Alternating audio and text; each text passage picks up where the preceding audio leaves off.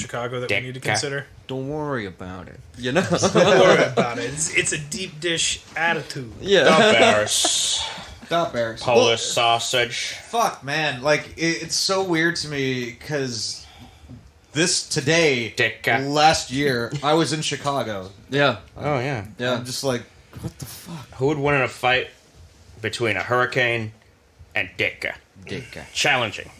The hurricane is named Ditka. And then Chris Farley has a heart attack about it. Remember when, because didn't Mike Ditka really recently tell football players to shut the fuck up and stop kneeling? Oh, I'm sure. Right. Yeah. That seems like something he would do. Your legacy is intact. You got that sketch on SNL and the racism. If he stood up for Black Lives Matter, that would be more shocking. Yeah. That would be way more shocking. Polish sausage. Because he's got Ditka Polish sausage, and I'm like, deep dish pizza. And just doing Chris Farley in that sketch. Yeah. The Thompson Automatic, which you could buy from Sears at that point in time. The Bears. Could straight up buy a submachine gun from the Sears catalog. Yeah. We are the History Boys. I'm Tyler Armentrout, History Boy, and clean-shaven man. Soon to be dad. Soon to be dad. Like literally, it could be in the middle of recording. And he's getting texts from his wife as we speak. She's like, dude, the baby's crowning right baby's now. Coming. Hurry up. And you're like, hold on. yeah, just push the baby back in. Yeah. I got a podcast to record. Yeah. That's not true. I mean, she just... No, it is. The crowning thing. She's at the hospital crowning, right? I think it's weird that nobody was like, you're not clean-shaven. That's also true. I mean, there's so many lies. I can't keep track of them all. Yeah. We lie. Nothing we say is true. Yeah. Except for maybe some of the information that we say. Some of the stuff Jerry reads off that paper over there is true. Yeah. Everything I say is not. The History Boys podcast is all eyes except for the history. Anyway, I'm Christopher Whedon, and that's not even my real name. I am Zach, the Truth Teller Mech, also a history boy. And I am Jerry Nash, the Truth Sayer. the reader of words, if you will. One of us always lies. History boy. Two of us always tell the truth, and the other's 50-50. Everything's lies. It's all lies. It's all lies. You're being lied to by your government. So today, we are talking about the most famous federal agent of all time, Eliot Ness. Ooh. Yeah. So, did he also like to cross-dress like No. J. Edna? J. Edna Hoover, more like. He had 3 suits, and he wore them in a rotation till the day he died. And actually, the first suit he had as a baby was the cloth from that was recycled into. They were always pinstripe suits too, by the way. Yeah. And he used those 3 suits, and he just added more cloth as he got older, and then he died. I just want to clarify, every time we mention J. Edgar Hoover, we talk about in cross-dressing. There's nothing wrong with that. Yeah. No, not at all. This isn't the J.K. Rowling podcast. Yeah. However you choose to identify, we fully respect and appreciate you. But J. Edgar Hoover was ashamed of it, and the fact that he was a piece of shit Yes, makes the him other right for stuff making fun about of him, Right. that is what we don't like. Yeah. Well, and when I hear that one of my guy friends is wearing dresses, my first question is, do they look marvelous and fabulous, and are they 100% their best self? That's the important. That's the important Yeah. part. How come you're not wearing that in public then? That would be my first question. Just want my friends to be happy. Yeah. If they feel that they're hiding who they are. Welcome to RuPaul's Drag Race, the podcast With King 4 straight Dragulation. guys. Yeah. With 4 straight cisgender guys. Yeah. Anyway, back to Eliot Ness. Talk about another cisgender straight guy. Yeah. So along with his untouchables, his deeds of fighting the most famous booze-running gangsters of Prohibition-era Chicago passed into legend. Yeah, Chicago. It's crazy that they were, kind of the top cops at the time, but they were also the lowest caste in India. No, actually, the newspaper man that dubbed them the Untouchables was actually referring to the lowest caste in India. Interesting. Really? The fact that they were untouchable, like unattainable, you were not supposed to touch them. Interesting. So yeah, that is a direct connection, believe it or not. That is the opposite of what I was thinking. Yeah. They're untouchable as in they can get away with anything. See, I honestly thought it's just because men were greasier back in those days. I mean, hygiene wasn't what it was. They were greasy dudes. You try to get a good hold on them, they're just They'll slide right out Yeah. from under you. Exactly. juking, turning, doing the whole thing. Trying to hold them down, and they're just greasing away. Yeah. They take off those pinstripe suits and they're grease lightning. So in a time of rampant police corruption and record crime rates, Eliot Ness was an incorruptible force for good everywhere he worked. But he was far from perfect, as the Robert Stack TV show and the Brian De Palma film, both called The Untouchables, would have you believe. His downfall came in Cleveland, though, while Ness had been investigating a string of grisly murders. It was also a profound downfall, as Eliot Ness was nearly forgotten in his own lifetime. Well, I mean, booze does that to the brain. He wasn't as bad of an alcoholic as we are. Yes, Yeah. as some people were, I should say, but it definitely took a toll on him for sure, and we'll learn more about that later. Were the murders back then called Cleveland steamers? Because if you find the corpse when it's still fresh and there's steam coming off of it, No. okay. I enjoyed that joke. Yeah. The whole time I'm trying to think of making a joke about Cleveland, and steamers didn't come up in my brain at all. Well, you're gonna have a lot of opportunity. I just can't wait to say DeBears I when you can't- talk about Chicago. So I can't believe actually how much history we've actually done that loosely has to do with Cleveland history. Really? That's where Garfield is buried, because that's where he's sort of from that area, from that state, you know? Right. And Eliot Ness, Ohio, Cleveland connection. In a lot of ways, I'd like to think we're a audio-only revival of the Cleveland show. The Clevelands? Yeah. The Cleveland show. There was a celebrity roast one time where Snoop Dogg was roasting Seth MacFarlane, yeah. and he goes, Seth, not even black people watch the Cleveland show. I like that there's no punchline. It's just that. stating a fact. Stating a fact, yeah. It's like you made another show about some white... I called them a white suburban family. I guess might as well have been. So Eliot Ness's parents were Norwegian immigrants. His father's name was Peter Johnson Ness, and his mother's name was Emma King Ness. Let's analyze his father's name for a second. Peter Johnson Ness. It's got two different ways jokes. of... Yes, dick jokes. Yeah. Peter Dick. Johnson, and actually Ness Is actually a Norwegian word for nice. means nice cack. Yeah. That's why in Earthbound he's named Ness. Yeah. Yes. It's actually short for nice penis. And, What do you think that yo-yo is a metaphor for? yeah, it's his seed. He's like, my yo-yo! Comes out, always His goes... famous catchphrase, Ness, from Smash Brothers. Wait till you get a hold of my yo-yo, you know? Yeah. No, actually, the name Ness originates and refers to the area where Peter Johnson Ness was from. Oh, Dickville. Well, as we learned with our Eric the Red episode, That's a good one. John's son, Peter's dad's name was John. So I got that. Yeah, so his father's name was John Ellingson Snekvig. Snedvik. Snekvig. Oh, Snake. is this an... Like a Snake tiny snake. Snekvig. Snekvig. Yeah. Just translates loosely to Snake Town. Because it's where you're from, right? Peter Johnson, John, Ellingson, right? Makes sense. So Ness makes sense because they were from an area. Sometimes it's just a farm too. Yeah. But it was called Ness. Oh, okay. okay. And it was Right. called that because of how many snakes were there, because they look like dicks. You guys are losing me. I just Or maybe figured it has to do with the Loch Ness Monster. So that's where the little All the way- Nesses are That's in at. Scotland, That's in first of all. Scotland. That's in Scotland, but They knew about it. They migrate. Jesus in the winter. Underground tunnels. That's why we have Jesus trouble Christ. finding them. I just figured it got the Ellis Island treatment. Like it was Oh, like... That's what I thought it was going to be, It too. was like Ness, and Right. it was like, and then they came over, they're like, fuck that, it's Yeah. Ness now. Yeah. The House of Peanut Petalon. It happens a lot. Yeah. I feel like it Wait. happens more than it doesn't. By the way, did anyone watch American Pickle yet? No. Oh. There's a really funny part towards the beginning where he's coming to America because the Cossacks burn his village, and he's like, "I need to go to a better life where I'm appreciated, and people. There's not people out there that hate me." And then it hard cuts to Ellis Island, and there's all these Ellis Island workers, and they're like, "All right, you bunch of Polacks, come here." Jesus. He's Does he like, he's like, maintain- America wasn't perfect, but, you know. Does he maintain the accent? Yeah. Really? He does a good job, That's dude. impressive. He does a good job. That's a good movie.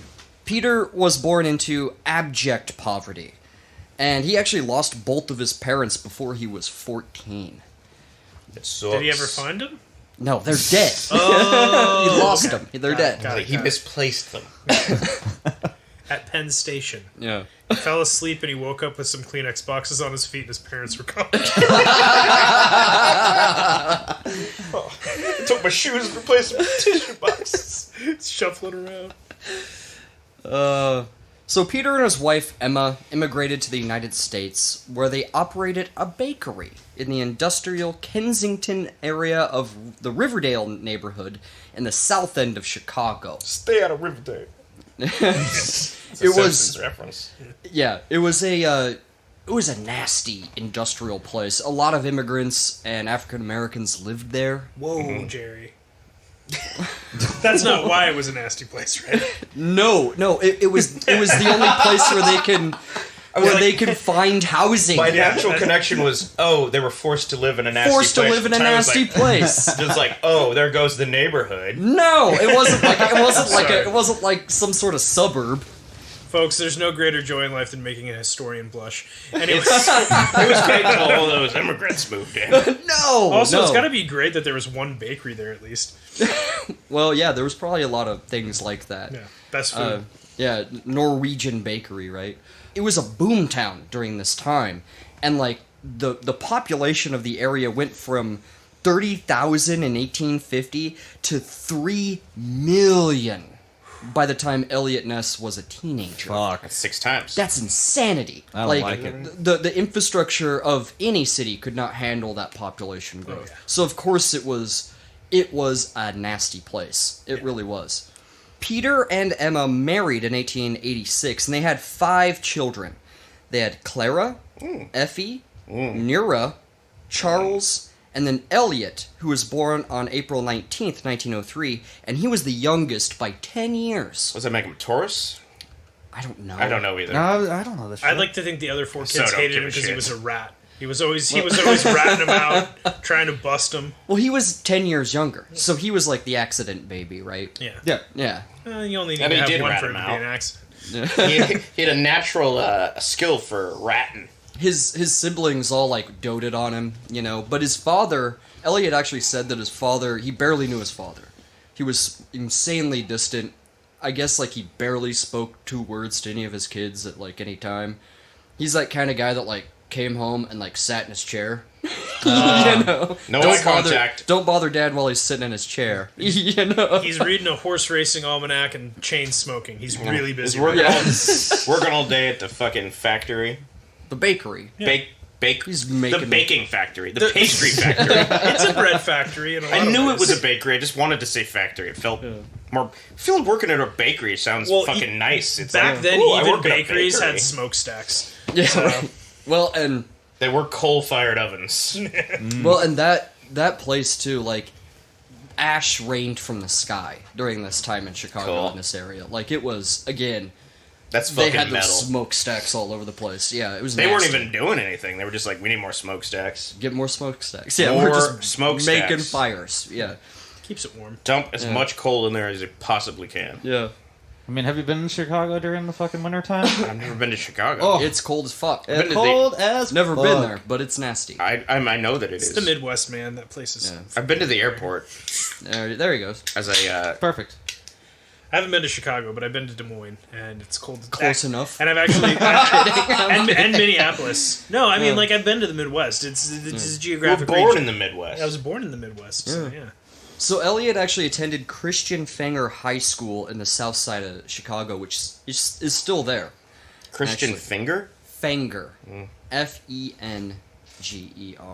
Huh. It's named after a historical figure. Anyway, so even though he was only an average student, little Eliot took school extremely seriously. Of course he did. He chose to dress much nicer than the other students, and he also, because of this, he earned the nickname, quote, elegant mess. Oh shit! I like to feel like that's clever. me whenever I get fucking sloppy drunk, but I'm not very elegant. Well, he was like wearing a suit in school, you know. I like that he took it seriously, but had average grades. Mm-hmm. That's fucking pathetic. I had average grades, and I did not do homework. I didn't do homework either. I was really good at tests because Me I too. paid attention in class, but I did not do the work. Yeah, I always felt like people people like tests are hard. I was like, they tell you these things. They tell Right, you it. yeah. You They just told have to you in pay class. attention. Yeah. They're like telling you the answers ahead of time. It's like cheating. Yeah. Remembering. Just remember it. You know, pay attention. He's for like, I God's sake. cheated. I listened to the teacher tell me the answers. Like 2 days ago. Was not long ago. Eliot was a competitive athlete too. You know, he was never like super good or anything, but you know, he loved football and all Hell the yeah. sports and stuff like that. But he was also kind of bookish too. Oh. And his favorite was Arthur Conan Doyle's Sherlock Holmes, which is fitting, isn't it? Yeah. Well, I mean, it must have been hard for him to like run in touchdowns when he was wearing a suit. Yeah. Yeah. That's a sport I would like to see. Yeah. Dress these guys up, man. Yeah, Put him in tuxedos. yeah. You don't see Whatever- people wearing football gear to a fucking wedding. No. You Yeah, know? whatever happened to class? You Yeah. know? Next thing you know, they'll be kneeling during the, what do you call it? That song people like. I mean, as long as they're kneeling for social justice or to tie up their wingtips. Sometimes. Ah. It was like, oh, I was tying my wingtips. They're like, okay, that's fine. I was actually reading an article about Eliot Ness for research, and they were talking about like these feds when like Eliot wasn't around and like trying to like bust these gangsters, and they said while they were shaking in their wingtips,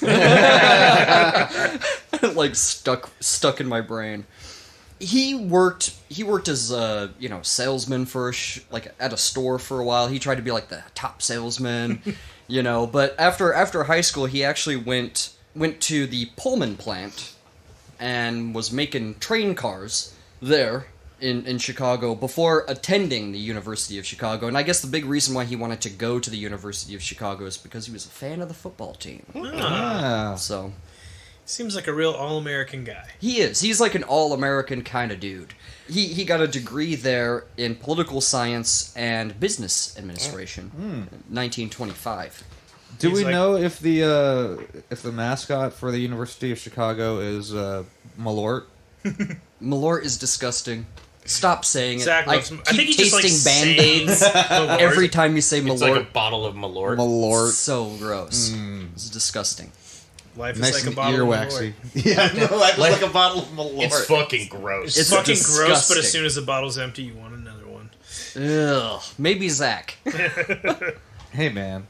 Yeah, Band-Aids and earwax is what it tastes like. Yeah, Gross. like life. Gross. Like what? Give me pure escapism. So, Ness got another job working after college as an investigator for the retail credit company. What he would do is he would conduct investigations to determine credit. I don't exactly know what that entails, but what it sounds like to me is like, oh, this guy wants to have a line of credit. So Eliot Ness would go and like follow you around and determine if you had that credit and like look into your books and stuff and investigate you to determine what your credit was. There was no online credit scores yet. You know? Right. TLC is so mad that profession doesn't exist anymore because they're like, that makes such a good reality show. Yeah, right. Like, this guy wants to buy a car, but look how poor he is. There's a lot of things I still am like, how did you buy a fucking plane ticket before the internet? Right. I don't know. Yeah, you went to a travel agent. I'm not going to do that. Yeah. Travel agents always World are. was small. Why didn't they just go on the internet? Yeah. Or the world was bigger Yeah. back then. Yeah. Smaller now. But he left that job in 1926, and he actually returned to school to take a graduate course in criminology under the police reformer August Vollmer, who advocated for a professional police force. There was no such thing as the police academy yet, which is something we totally take for granted. Oh, yeah. Dun, dun, dun, dun, We're all- dun, dun. First of all, that's... Well, that's Beverly Hills Cop, first of all. Oh, yeah, you're right. Second of You're all, absolutely right. sound I'm sorry. Yeah, I'm just thinking, like, there's no Police Academy, there's no Police Academy 2. There's no Police Academy 3. Yeah, Citizens on Patrol. Whoop, whoop, whoop. Yeah, I like the sound effects guy. Yeah, Yeah, sound Mike effects Winslow. guy. Yeah, Winslow. Yep. And nobody even mentions Steve Guttenberg because, well, Fuck Steve Guttenberg. No, I'm kidding. I'm kidding. He's fine. his career kind of short-circuited. Nice. Because he was in the hit Hollywood movie, Short Circuit. Yeah. I got it. Yeah. So nearly 10 years earlier, the Volstead Act was passed. What the Volstead Act did, it added the 18th Amendment to the Constitution of the United States, making it illegal to buy, sell, manufacture, distribute, transport, import, or export alcohol. Cool. That's all the things that you do with alcohol. Yeah. It's almost like No they more. want a prohibition on alcohol. Yeah. It's almost as if It's almost they the want whole to point prohibit the use of alcohol. in every form. Yeah. Yes. And it instantly created a black market. You know? Like it does. Yeah. Wait, you're saying that when they made all alcohol illegal, that people didn't just say, well, I guess we need to all stop drinking. It's almost like they Yeah. have to come up with some sort of underground place where you could drink and just speak easily. Yeah. You know? With those around you. Yeah. Those other like-minded people Yeah. with you. Yeah. Yeah, that would have been a good invention during this That's time. what I would have done. Yeah. I want to do that, but with opium. You would have been right at home in the 1800s. But the 18th Amendment was massively unpopular and nearly impossible to enforce. Even Presidents Woodrow Wilson, Warren G. Harding, and Herbert Hoover, and Eliot Ness himself all enjoyed illegal alcohol at some point or another. Well, and I can't remember where I read it, but before Prohibition went into effect, because it was after that point, like, you could have alcohol that was purchased before that, so everybody with money just stockpiled as much liquor as they could. Oh, that's Yeah. funny. Yeah. So it wasn't illegal to drink alcohol. Well, Just to sell it, or... I think it was illegal to drink it if you bought it after Prohibition. Yes. It was So- illegal to buy it. Yeah, and it was illegal to buy it. So if Except you were for like, certain things. There were certain exceptions. like a fine wine, or Well, there's certain... Malort.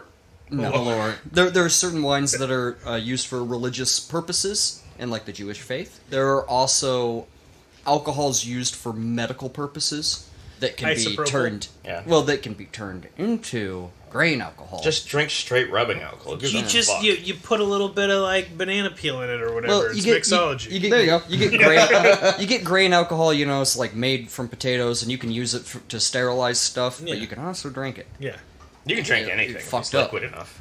yeah. Eliot Ness's oldest brother-in-law, Alexander Jamie, had been hired as a vigilante by strike busters and an anti-German league when he moved into the Ness's home. Because Eliot Ness lived with his parents into his 20s, well into his 20s. No, he's like a millennial. That was- I am surprised that that's legal. Like, when, Yeah. Anti-German League. Yeah. league. Because think about the time. Yeah, You know, World War One had just happened, you know. but like, what about families that were German immigrants who were cowards and they moved to America just so they could, you know, They were cowards. go? Well, Somewhat. I'm only talking about my ancestors, but you know, Eliot Ness, he looked up to him, you know, because here was this guy that was kind of this dashing, roguish kind of guy. Jamie showed him how to shoot like a gun, you know, Cool. until he got pretty good at it, and kind of fostered his, you know, his interest in going into the law enforcement career path. Right. I would one day like to be as straightforward and xenophobic as my brother-in-law. Yeah, I just imagine Robert Mueller. right. Oh, Yeah, God, yeah, wow. yeah. Eliot Ness and Robert Mueller have a lot in common. Honestly, they're both kind of these tall, silent types. Mm-hmm. That was kind of how Eliot Ness was. But by 1926, Alexander Jamie, he was working for the Bureau of Investigation, which by 1935 would be the FBI. Cool. And so he had Eliot brought on. working for the United States Treasury Department in Chicago as a federal prohibition agent. I was like the beer baron from Simpsons. I mean, just agents enforcing prohibition. Is that what the beer person did? Beer baron. They go in with Tommy guns, and there's a bunch of barrels of booze, and they go, break it open get with them, an axe. boys, and then they hit them with axes or they shoot them up. Well, no, they hit the barrels with the axe, and the booze pours into the street. You've seen the pictures. Yeah. And then they drank it. Well, they also drank it. You know more than one person in that group that's axing open those barrels is just like wiping their brow with a hanky, like there's Oh, believe this. Like it's a they beautiful drank, woman. Yeah, right. because in the time that's how you showed that you weren't gay, is you wiped your forehead when a beautiful woman walked by. Yeah. You hear the footsteps and you're like, that sounds like a lady. Yeah. T feet. Yeah. Yeah. You got the reference. Yeah. Feminine step. Yeah. Sounds like a lady when he's walking in the room. Yeah. No, they absolutely partook in the booze that they were destroying. And They axed them open and put their mouths up to the holes. They wheezed the juice. Wheezing the juice. Fucking hypocrites. just doing their job. I don't know. It's almost like, supporting a new Supreme Court justice. Oh, God. After, 4 years ago, rejecting it because it's an election year. Yeah. Like, doing that would be hypocritical. That would be hypocritical to do something like that. Yeah. Especially after somebody just died. Yeah. Mm-hmm. Yeah. In an election year. Yeah. 45 days before the election. And their most fervent wish was for that not to happen. Not to happen the last time. Yeah. Yep. Short memories. Yeah. Anyway, even though that Eliot Ness, he was the youngest member of the force, pretty much, or at least one of the younger members, he was incredibly enthusiastic about his job. And although he only really busted kids trying to buy booze, or raided speakeasies that never really caught anyone responsible, he still, took pride in his job and took it very seriously. He's such a buzzkill. Yeah. What a square. Yeah, I hate this guy. He doesn't like fun. It's like a fucking vice cop. Well, he does like fun, but he's He's enforcing like, I the like law. responsible fun, a nice game of checkers, And I like to drink too. He with liked to the drink too. missus. Yeah. If you'll observe closely, in my lapel pocket, I have a red bouncy ball. I bounce it 75 times per day. No It's what more, I do no for less. fun as a hobby. Yeah. I bounce this here red ball. I see how many times I can bounce it in a minute, and then I try to beat that score. And then I do not make love to my wife. This reminds me of there's a King of the Hill episode where the basketball coach is telling the kids why they should try out for basketball, and he goes, he goes, you gotta try out for basketball because basketball is the only sport where you get to bounce the ball. And he goes, football, you don't get to bounce the ball. And he goes, baseball, no bouncing at all. And then he leaves. That's all he had. That's right. Yeah, that's And thank you for coming to my TED Talk. Yeah. Isn't that the episode where Bobby joins the Wrestling team, Yeah, yeah. and then Connie wants to get involved with it Yeah, too. and they do a WWE thing. Oh, I Yeah, do right. remember that That's one. It's a great episode. Yeah, great show. Ness was also incorruptible, and he made it known that he could not be bribed or bought, which made him really unpopular with his fellow agents, many of whom were totally on the take. Oh, for sure they were. Yeah, they were like, "Who's this square?" Right? Yeah, that's it's not what I on think the about take him. from the mafia. You know. He's like, I will not count points after the minute of bouncing my ball. That would not be fair. I've never beaten my record of 75, but I have bounced it 76 after the timer, and I still didn't count it. So, he was described, again, he was that tall, quiet Robert Mueller type. He because no one kind of liked him, No. he kept to himself at the department, for sure. He's like anything I'm describing, I don't like him either. Just sitting with a chair facing the wall, eating his fucking chicken salad sandwich. He's like, I'm Oh, Chicken you know it's not a chicken salad. It's Chicken Caesar. No, he's got to have something fishy, something very Norwegian. tuna A salad. Tuna salad, there you we go. Tuna salad, On white bread. and he's eating it facing a mirror. He's like, when you're in front of a mirror, you're never by yourself. He cuts it diagonally. I don't know why that's weird to me. Triangles taste better. Yeah. I feel like he would cut it vertically, because he's like, I need them to be the exact same Even. size. I like squares and rectangles. Triangles, too much going on. They're a little gay, if you ask me. Yeah, triangles are gay. No, he wouldn't have said that. He would have said, they're a little funny. Yeah. Right. A little queer, if you ask me. Strange they never married. Yeah. Those triangles. Those triangles. They seem to enjoy each other's company. It's weird that the roommates sleep in the same bed. Yeah. Whatever makes you happy. Do you want me to cut that? That's fine.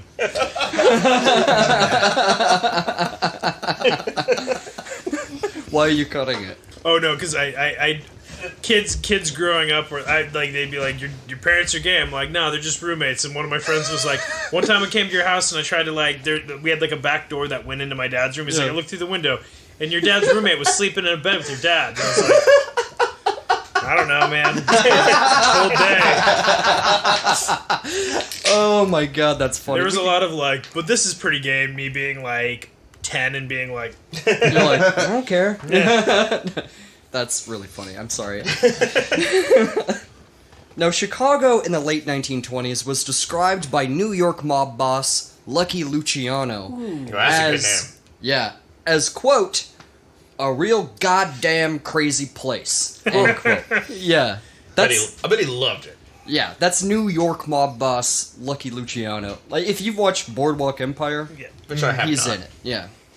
he's driving a Model T and shooting a Tommy gun out the window. That's what they did not back the then. livestock. Yeah. That's Babyface Nelson. I know it is. Yeah. But the mastermind mob boss of Chicago was named Johnny Torrio. Oh. After John Tutorio. Yeah. And so when we get to this point, I'm going to gloss over a lot of Al Capone stuff. That's because I'm saving him for another episode. All right. His vault So just didn't even let you have know. anything in it. Thanks a lot, Geraldo. Yeah. I'm saving myself for Al Capone. Yeah, there you go. So after a botched assassination attempt, he actually handed his entire criminal empire to a rising 26-year-old gangster, Alphonse Capone. Any relation to Al Capone? I thought it was Alfred Capone. Scarface himself. Ah. So by the late 20s, Al Capone held Chicago in a vice grip. Cool. He paid off police, mayors, feds, judges. The And what- Kegels paid off. Yeah. It was one of the most profitable criminal syndicates in history. Because of the Volstead Act, it was so hated, many looked on Capone as a bit of a folk hero, thumbing his nose at the ridiculous and hated law. And the IRS. Yeah, well, we'll get to that too. That's how they get you. Yeah. That's how they got him. Yeah. Yeah, at first, like, people liked him. You know what I mean? They liked Al Capone, and they distrusted the police. It was well known that they were corrupt. It was well known that they were, inciting violence. It was well known that they were basically the mafia. Oh, good thing that's changed Yeah. to this day. Yeah. Yeah. Wonder what disliking or distrusting the police is like. Right. By all accounts, many who knew him personally, Capone was a gregarious, caring, and generous man. Sexually. He'd always eat that Well, puss. he would like drive down the street and toss silver dollars out of his car. Oh, I've done that, but it was silver bullets. Yeah, Cans. there you go. Yeah, there you Coors Light cans. Yeah, there you go. At school chili. That makes sense. That seems like something you would do. I think they were Bud Light Platinums at the time. BLPs. BLBs. Guys, this is not a joke, actually. Oh, that wasn't a joke This actually either. happened. Just the idea of Al Capone with this chomping a cigar, driving down the street in his Model T or whatever came right after It was a Cadillac. Okay, well, it was like a Cadillac Model T. Touring C. car. Yeah. It was a big-ass car, then he sat Just in the back. pelting people with handfuls of silver dollars. They're like, ow, you motherfucker. Oh, great, Oh, this is awesome. Throw I'm a gonna silver go buy a dollar and candy the lady bar. gets hurt. Yeah. I'm gonna buy a house. Yeah. He paid people's mortgages. He tipped extremely well. Sometimes, like, somebody would come over like, I need a new something. My home life isn't great. And he would, like, give him a bunch of money and, like, fix the situation. Like, to some people, this guy was a godsend. He was Robin Hood. He was the Godfather. Kind of. Yeah. But what they never saw was the other side to Al Capone. And there was one. And it was awful. much like a Chicago deep dish pizza. It looks like a pizza got a on lot of top. layers, You get yeah. really excited, but then inside It's more of a pie pizza. It's more of a casserole. It's a fucking lasagna, is what it is. It's still Yeah. delicious. I don't care. Give me a Chicago deep dish pizza any day of the week. Whoa. Ba, ba, boom. Layers of meat Yeah. and cheese. Do they do that Mamma white mia. sauce? Is that a thing they do? I mean, You can get one with white sauce. Yeah, I I do mean- not like pizza with white sauce. I feel like that's a hat on a hat. You It's already a got hat all on a that. hat. You got all that mozzarella and you got all that like Parmigiano. I was like, You got Reggiano? cheese-based white sauce Yeah, to and it. then you add a cheese, and it's just it's one note. Yeah, that's a if lot there's of cheese. no red sauce and it's just white sauce and like chicken, I'm like, that's barely a pizza. It's not that's healthy. a sandwich. You gotta have some Yeah. get some basil, tomato, onion, and oregano in there. Yeah, and then yeah, you got mamma mia. you got a balanced meal. Yeah. No, they didn't. They didn't know the Capone who savagely beat a mayor on the steps of Cicero City Hall in full view of the police. That's pretty cool. so No one awesome. stopped him. Whoa. No one stopped him. What did that mayor do? He wasn't playing ball. Also, the one who beat a man with a baseball bat at a fancy dinner banquet. That's hella from the Joe Pesci. Untouchables is true.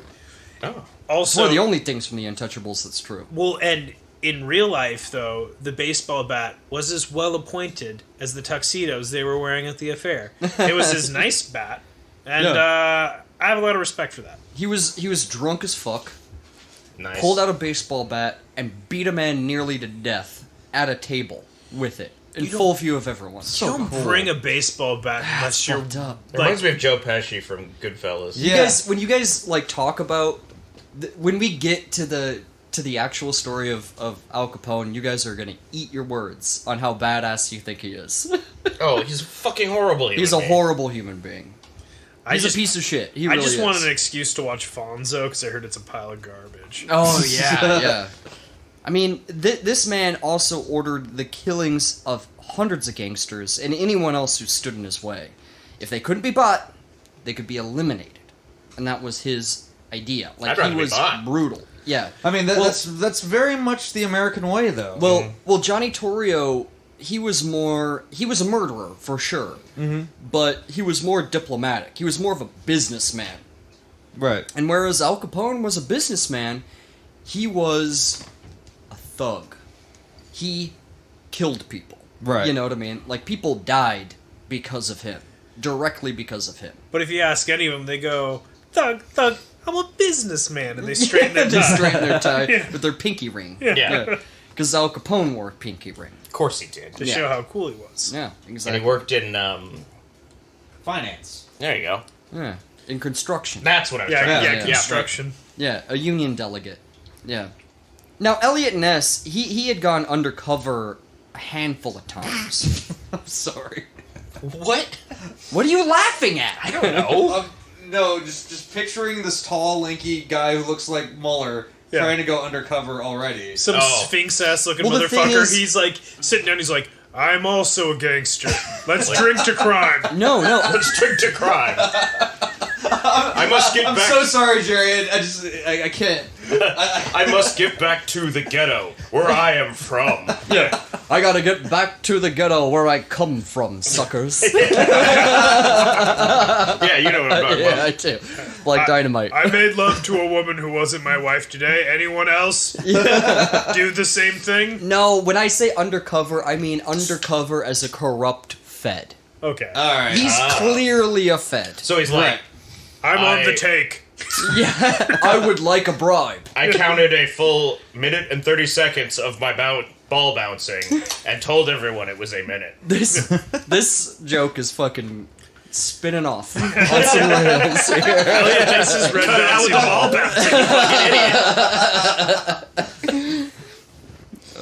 I also okay. have a paddle that also has a red ball. It's a similar but different game, but I play it as straightforward as I do the ball by itself. Thank you for coming to my TED Talk. Maybe 10% of that made sense. I'm following 100%. Good. In one famous story, though, he was posing as a Fed that's going to take a bribe. Nice. And, you know, he goes... It's way like a scene straight out of, like, The Godfather or something, where he goes inside this Italian restaurant, and he's sitting in front of this... I think it's like a North End Chicago mob boss or like a higher up ranking mafia guy, and the guy's like eating his dinner. He has like the the napkin tucked into his shirt, Right. and he's eating, stuffing his face, and they're haggling over the size of the bribe that he's going to give him, and they start getting a little annoyed. And there's like people around him. There's like goons around him, and one guy whispers to the mob boss in his ear. He says in Italian, he said, "Let me just kill this guy right now in here. Let me just slit his throat." And they didn't know that Eliot Ness was fluent in Italian. Oh no, shit! So he heard them say that, like, they're gonna kill me right here and now, and I can't do anything about it. I have to pretend like I don't know what the hell they're saying. Right. So he just like said okay to the bribe and like got the fuck out of there. He should have gone to the bathroom and got one of the guns behind all the toilets. Just shot them all. They all have guns. Every fucking toilet. Well, in that moment, he flashed back to high school Italian, and he's like, guys, I think we should be paying attention to the teacher. This could come in handy later. Not to mention, that restaurant was dead silent because Dean Martin didn't exist yet, so there was no Italian music yet. They just sat in silence waiting for Dean Martin to exist. There's probably a record player from, playing a record from the old country. Okay. Just play that on loop. It's like a 78 or something. Right. They did have the Italian theme song. That's the one. Italian theme song. Every once in a while, you'd hear a guy in the background going, "I need the gabagool." Yeah, I gabagool. And although, like, while he was posing as a corrupt official and taking bribes and just taking that bribe money and giving it to his higher-ups, which, I mean, I don't know what they were really doing with it, but basically, Ness was not on the take. Have you ever seen a cop with a fur coat? Yeah, right, yeah. They used to exist. He's like, sorry, I couldn't get anything. Yeah, he never really got down to how their breweries worked and who was behind it, and any of the other agents that were on the take. He never really found that out. Mm-hmm. I see a lot of bathtubs and a lot of corn, and I can't quite put it together. One time, even, he was sitting in his office, and a car drives by and throws an envelope full of cash through his window. Nice. And he picks it up, sees what it is, runs outside, chases him down the street, and throws it back in their car. The fuck? And they leave. Yeah, he couldn't be bought. He was incorruptible. Maybe he won the lottery, and that's how they delivered it back then. They didn't have the big ass check. Not by two fat Italian guys. I mean, two fat Italian guys could give you a big ass check in nice suits. There's no way. Purple silk suits. Yeah, yeah, with like hats and stuff. Yeah, everyone dressed nicer back then. Well, rich gangsters did. Yeah. So President Herbert Hoover. Not J. Edgar Hoover. President Herbert Hoover. Yeah. I'm aware there's more than one Hoover. Yeah. He was facing political backlash after the Wall Street crash of 1929, and he was determined to bring down Al Capone, because it would have been good for optics, it would have been good for his administration to bring Al Capone down. It's like killing Osama. Mr. President, we have two line items on our agenda. One is bringing down Al Capone, and two is cleaning all the blood off the sidewalks around Wall Street. So the Hoover administration was secretly working with the Bureau of Internal Revenue.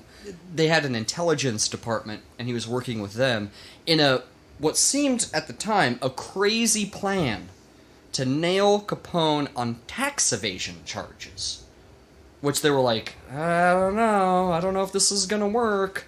They're gonna get remember what I was talking before the show about people getting fired for something, but it's not like the reason that people want to fire them. Right. That's what this is. Oh yeah, exactly. And when we cover Capone, we'll talk about the real hero that brought him down, because Eliot Ness was not the man that brought Capone down. Right. He was not. He gets a lot of credit, and even Eliot Ness himself did not take credit for it. So he even knew that was a bunch of bullshit. It would be immoral to do so. Yeah. However, they needed to be quiet until a good enough case could be built. And they did want a backup plan in case it didn't work. Oh, for their backup plan. Yeah. Backup plan for their backup plan to back up the backup plan. Yeah. Yeah, so what was ultimately decided is that a small force of prohibition agents would hit Capone where it hurt most. Oh, his balls. His wallet. The I plan. also thought balls. His money testicles. His money. I keep my money in my balls. Nice. Right in the old coin purse. Yeah, it's a front There pocket you guy, go. if you know what I mean. Nice. I don't really know what that means. His coins in his fucking nutsack, I guess. I don't know. I keep my wallet in my front pocket. That's good. The plan was to disrupt his business to cover for the tax evasion investigation and come up with some solid evidence in case they had to press charges for violations of the Volstead Act. So basically, like, it was a smokescreen. Yeah. It was a distraction. In case that he ever got wind that the feds were looking at his Taxes? at his money, as where his money's coming from and going. So he's looking at the booze thing, not even thinking about the taxes. Exactly. So it was Diversion. It was to totally disrupt his organization and totally divert his attention away from what they were doing. And also maybe they could fall back on it if they needed to. And this group that was put together to do this was a supposedly incorruptible group of men that were dubbed by the Chicago Daily News reporter the Untouchables. Nice. Yeah. Like the movie. Yeah. Which I have not seen. Yeah. Like the Korn album. It's good. It's good, but it's a pack of lies. It's a bunch of bullshit. But it's good. From the director of Mission Impossible. Yeah. Really? Brian De Palma directed the first Mission Impossible. Oh, I forgot about that. Yeah. Yeah. I've You've seen never more seen than... me very upset. And Phantom of the Paradise. Yeah.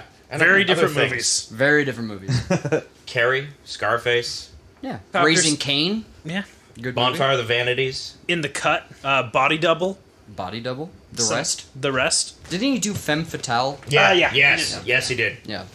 Now, there were 6 original members of the Untouchables, but members of the group were always in flux, sometimes numbering as many as 10 or 11.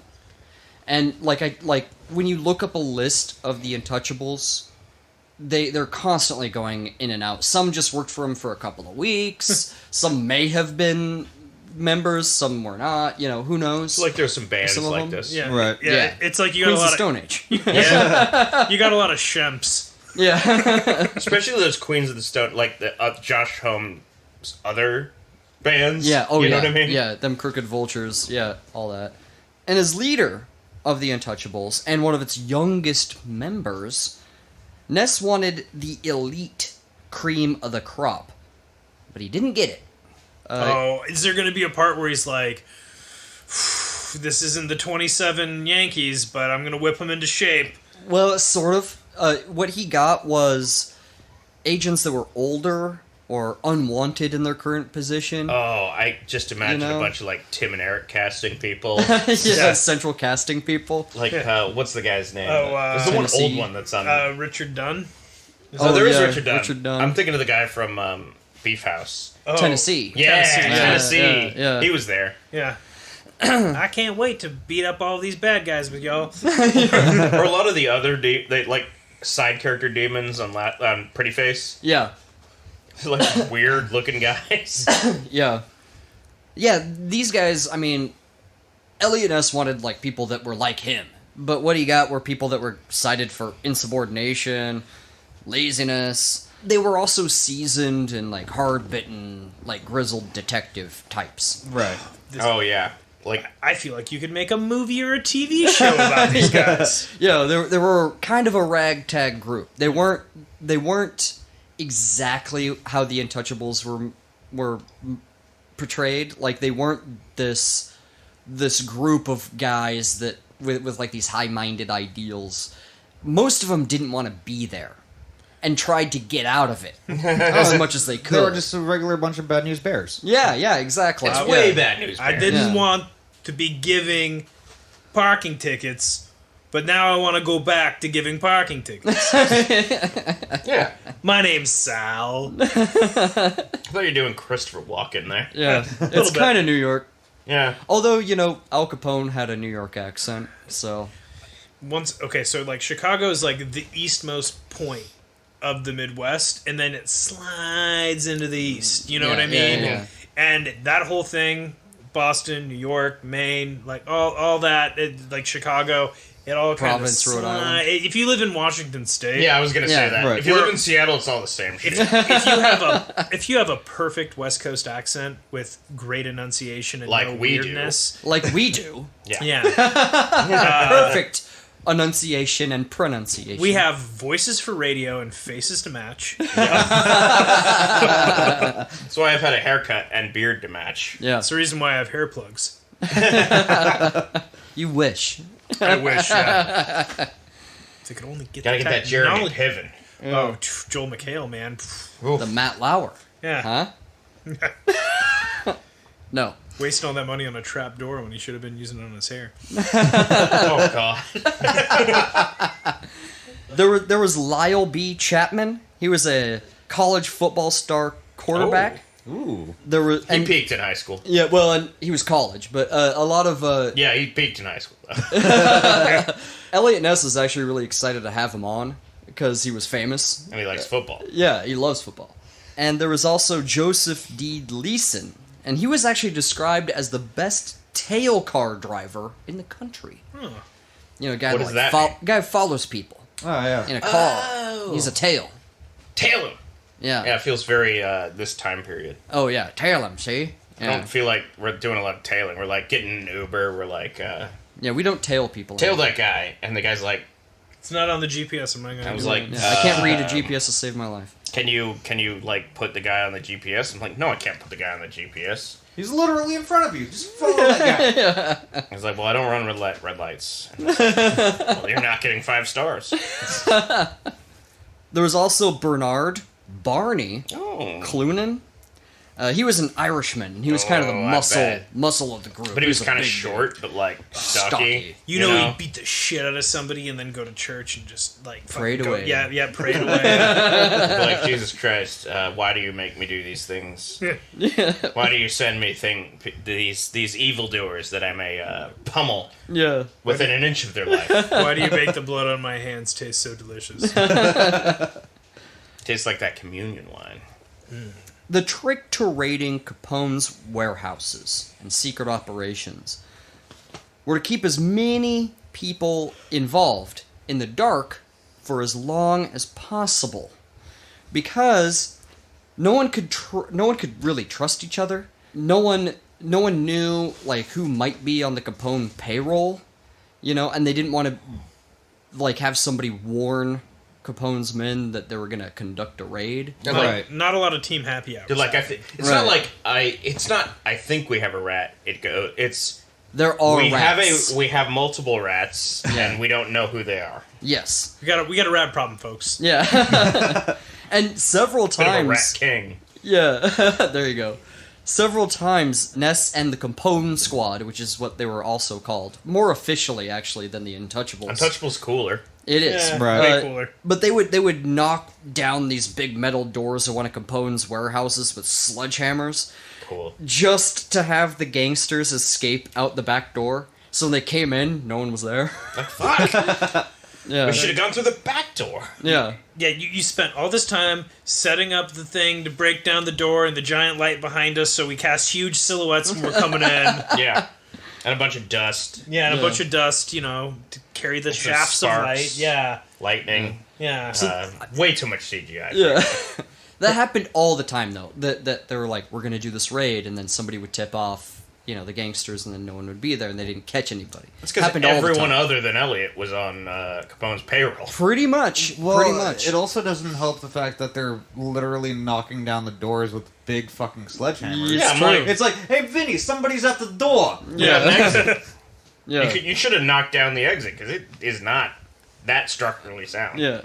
And one of the ways they found out, like, where these warehouses were, is they would follow the barrels that would, like, go get cleaned and then taken from this place to the next. So they just follow them. I feel kinda like see an where they- old dying man was probably like, Eliot Ness is holding him in his arms. He's dying. He's like, follow the barrel. Yeah. Like huge death rattle. Yeah, like a For like 20 minutes. 20-minute death rattle. And then shit his pants. They also had a Shit rattle. They also had a pretty complicated network of wiretapping Cool. as well to gain intel on this kind of a thing. You actually tapped the wire in those days. Yeah, yeah. You put your dick in it. Continue. Okay.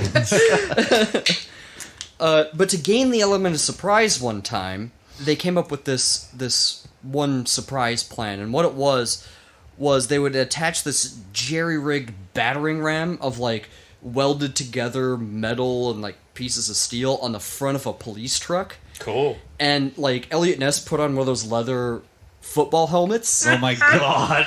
Seriously, and they Why is this not in the movie? right? Yeah, it's like better than the movie. And they drove it at top speed through the doors, and like, you know, they didn't know it was gonna work. Even they're just like, hold on to your butts, and like drove it directly through their doors. This feels like a Coen Brothers movie, and I would cast William H. Macy in this role. Yeah, there you go. Oh no, Robert Stack with an old-timey football Right? helmet on, with the truck with the giant battering ram on front. He's That's like, great. I promise my penis is a regular size. Let's go. Yeah.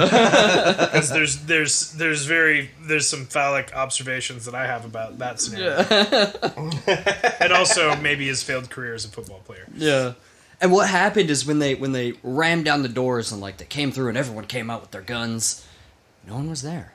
Fuck.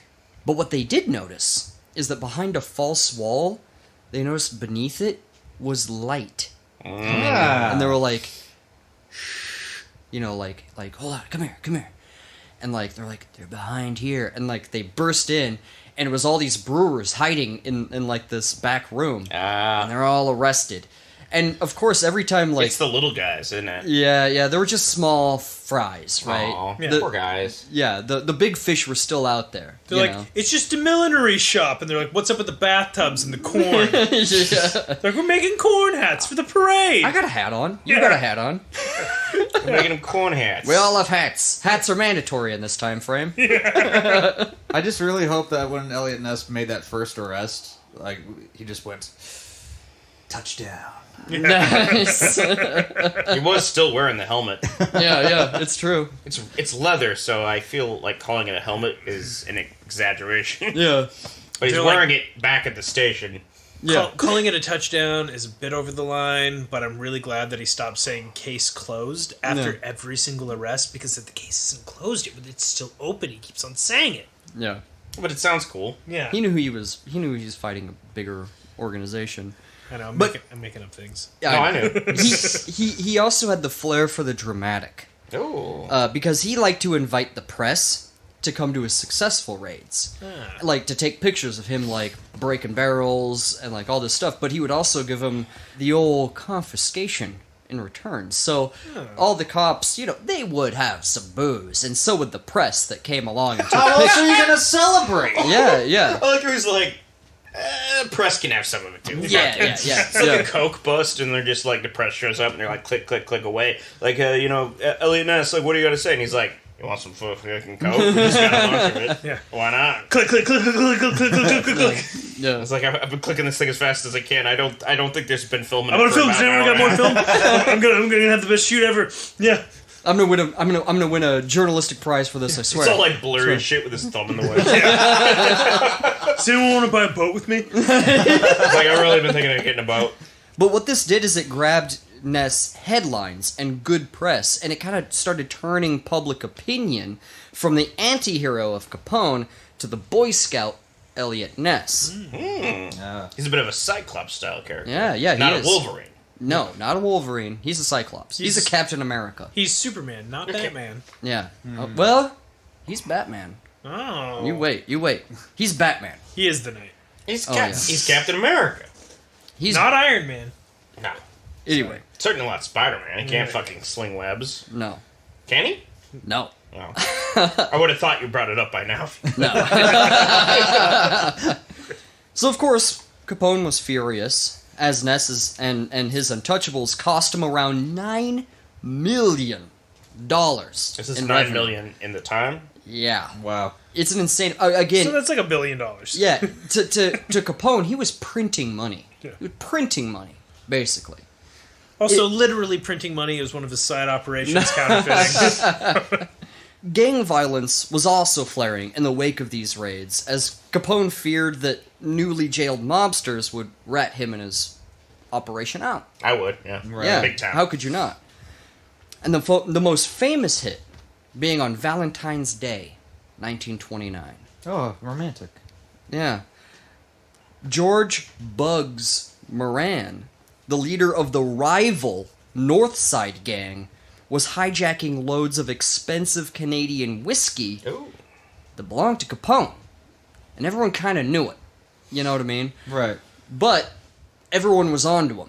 You know what I mean? Like the Untouchables were onto him.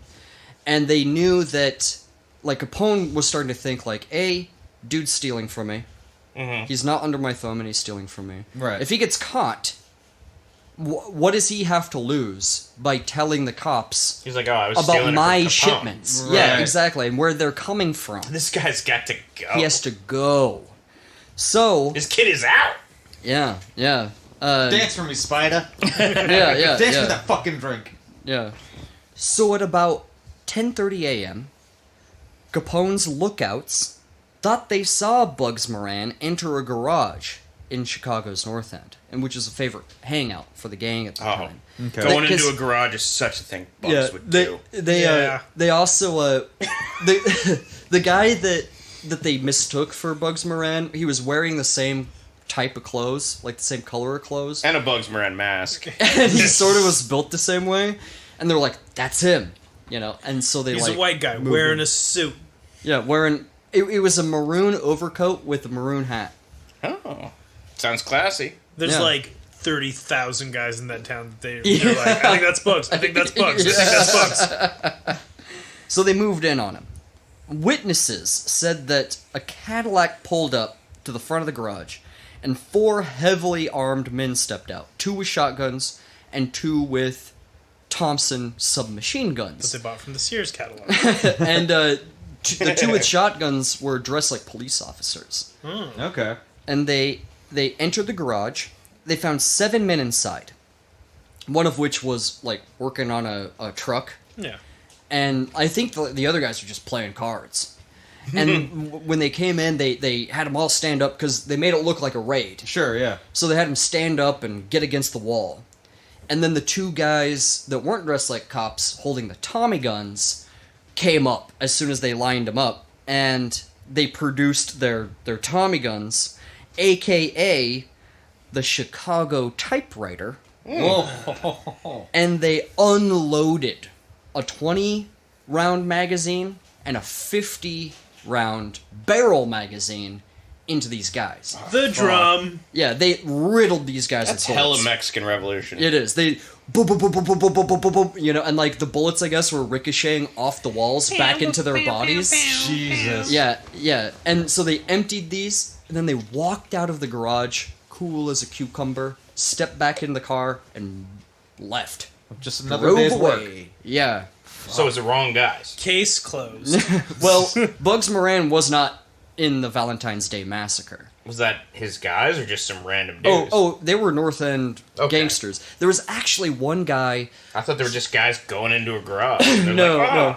They saw the music Bugs video loves for garages. Uptown Girl, and they were like, here's my rebuttal. There was actually one guy. He wasn't a gangster at all, but he pretended to be one, and he was just like hanging around gangsters. Oh, no. So he ended up being one of the ones That's why shot. you don't do that. That's why you don't pretend to be a fucking gangster. You're like, because you want to be cool. You're like, if I hang out with gangsters, I certainly won't get killed when they get raided. Right? Yeah, exactly. Like you don't realize that gangsters have a very short shelf life. You just don't hang out with people like that. No, You don't think do you that. can get the best of both worlds. Yeah, and like they, finished a couple of guys off with the shotguns too before they left.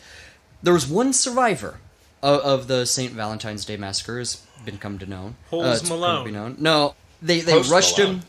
They rushed him to the hospital, and he's dying, and they're like, "Who did this to you? Who shot you?" And the guy goes, and I'm quoting here. Mm-hmm. The guy goes, "No one shot me. Gangster till the end." That's Because nice. the dude died moments later. Of I his was gunshot waiting wounds. for an extra, like, nobody shot me, ... and But please take my wife. it... He fell down an elevator shaft onto some bullets. Yeah. Yeah. Yeah, Sort no of one shot mystery, me. man. I haven't been shot. This man was shot 17 times. He was do like, not- I haven't been shot. I don't recall getting So shot. cool. Yeah, The that- only that is reason some why it wasn't gangster 25 stuff. times is some of those bullets hit bullets that were already lodged and bounced out. Yeah, yeah. Oh man. Didn't that happen to a Poe? Maybe. Oh, no, yeah. Apu got shot, and then somebody shot him, and it bounced off a previously lodged bullet. Right. So, yes, that technically Simpsons reference. Because Snake Bringing it shot back. him, We're right? bringing back Yeah. Simpsons Yeah. references. Yeah. Now, although Ness and his Untouchables racked up 5,000 accounts of conspiracy to violate the Volstead Act when Capone was indicted in June of 1931, the judge refused to prosecute it on those grounds, opting to use the tax evasion case to prosecute Capone. So finally, on October 17th, 1931, Al Capone was sentenced to 11 years in federal prison, owing hundreds of thousands of dollars in back taxes. It's almost as if, like, if you had somebody that you knew was doing, like, a lot of criminal stuff, right? And maybe you just wanted to indict him on one thing that was very clear that he did, like obstruction of justice or something, right? So you try to do it, and but in this case, they didn't have the hearing for that in the middle of the night when nobody was paying attention, Right, so they right. could just slide through the fact that that wasn't a thing. Right. So yeah, Sounds simpler time. Yeah, exactly. Right. Yeah, and the thing was about people too is that they hated the Volstead Act and they like to drink. But somebody dodging their taxes, on the other hand, that makes you an enemy, sir. Everyone's pay- got to pay your goddamn taxes. Yep. I feel like nowadays, like, that's how you become president. You're like, I just don't pay taxes at all. They're like, cool. Yeah, If or anything- the richest man in the world. Yeah. Right. Yeah. Does not pay a lick of taxes. They're like, I pay my fair share of taxes so the rich don't have to. Yeah, we're doing our civic duty, aren't we, Chris? Yeah, making sure that they have the private jets that they need. Yeah, so they don't have to pay any taxes at all. Yeah.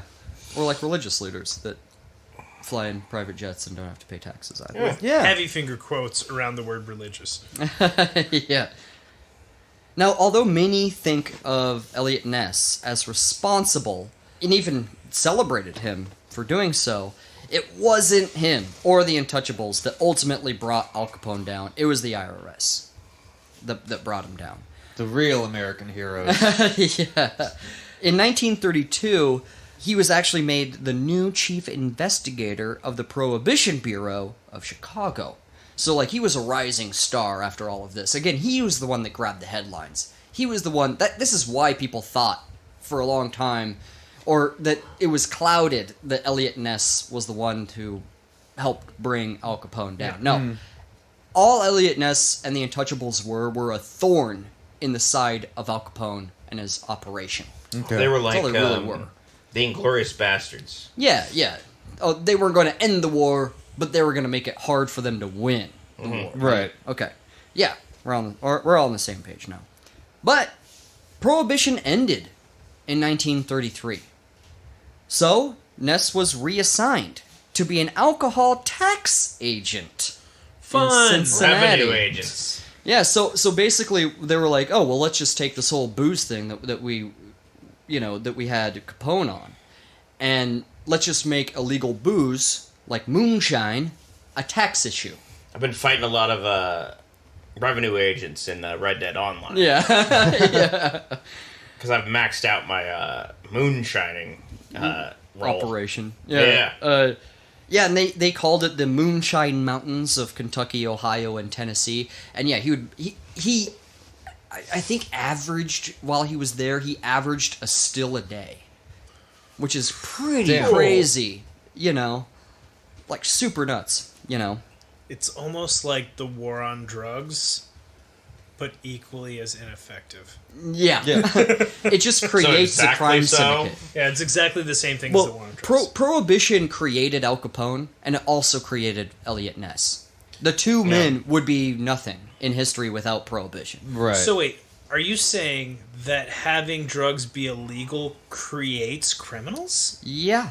So if we legalized drugs, or at least decriminalized them, a lot of gangs and criminal organizations wouldn't have any reason to exist at all? Well, they wouldn't have any revenue. I would say that. Yeah. And are you also saying that they disproportionately arrest people of color for these crimes? Well, yes, because they profile them.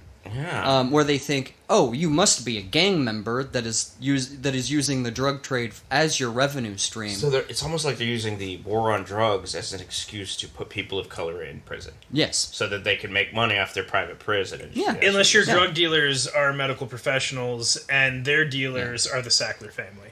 Yeah. Oh yeah, well they're making profit. Yeah, well, and they're helping people. Everything must make profit. Whoa, Well, guys. and your corporation feeding money into the very system that makes these drugs approved by the Federal Drug Administration. As well, Okay, so. whoa. I think right now we're getting into I would say that's Jones territory. We should probably. You're right. Hold off. This is crazy conspiracy theories. I'm We should get back on just topic. saying, like, if you wanted to be a modern day Al Capone, all you'd have to do is work for the FDA. Or one of these big pharma companies. Yeah, be a All lobbyist I'm for the saying is the pharmaceutical chemicals in the water industry. making the frogs gay. Yeah. I feel like there was a bit of Italian on that. Yeah. I think it's the Capone and You know what you Making could the frogs do? again. If they're you making the wanted, frogs gay. if you wanted to print money just like Al Capone, you could open up a pharmaceutical company in a place that would give you a tax benefit. Ooh, what's the biggest place in the United States that has tax benefits Delaware. for these companies? Puerto Rico. Oh, And you could no. also have a whole populace where you could test your new drugs on. I thought it was Delaware. Puerto Rico. Anyway, Well, the good thing that never happened. that never happened. No, never happened. Anyway, Heaven forbid. heaven forbid. Digression it ended. No, it never did. It's at its peak right now. It's the golden age of that right now. Anyway, so meanwhile, in another booming and notorious city of the time, a disturbing string of grisly crime scenes began popping up in the Kingsbury Run neighborhood, and I say that with air quotes, of Cleveland's South Side, which no longer exists. Kingsbury Run does not exist anymore. Aw. Oh, well, I'm going to tell you what happened to it. Nuclear bombs. This once industrial area had been home to a black and immigration population that was now disaffected by the Great Depression, making Kingsbury Run a shantytown. A big shantytown. Thanks a lot, Hoover. They called it Hoovervilles, too. Yep. Yep. Ah, I know that bar. Yeah, there you go. This place, sewage was flooding all around it. There were no, like, built homes. Again, there were shanties nailed together. Trash was piled everywhere. It was just a place where people that were totally affected by the Depression had no other choice but to live, you know. And no one was taking care of anybody in this area at this time. Right. Barrel fire's on at 8. You want to watch barrel fire at my barrel? It's on fire. Yeah, let's watch barrel fire at your barrel. It is on fire.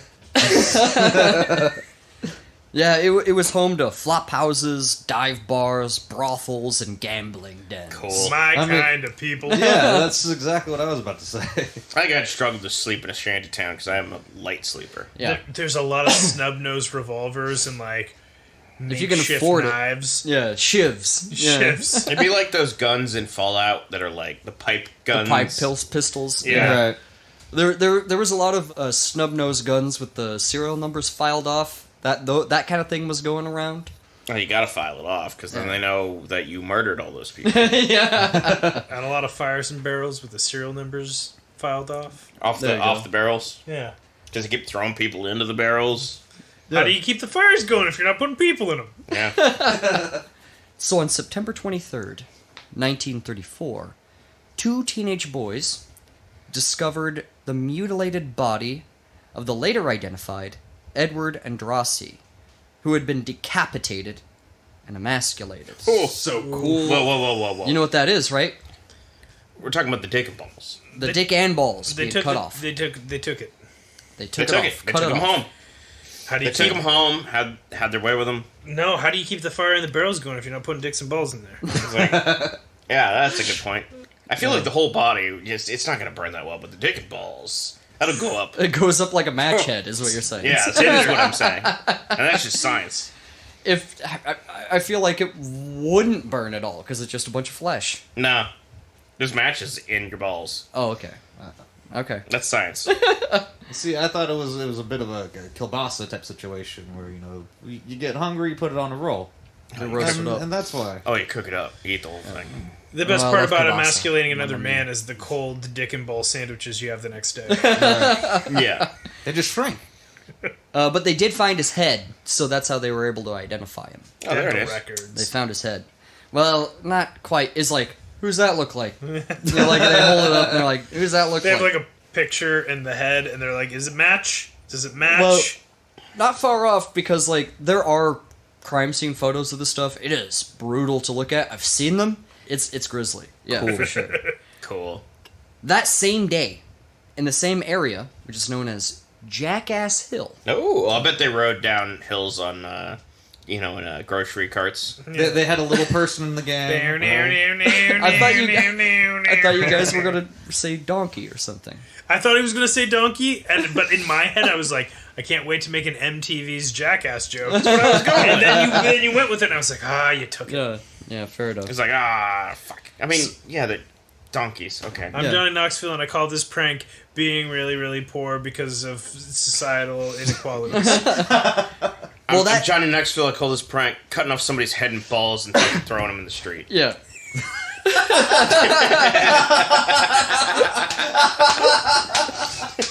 Jesus Christ. Oh no! Oh man! That got a Kokomo laugh. Oh my god, yeah. Rest in peace, Ryan Dunn.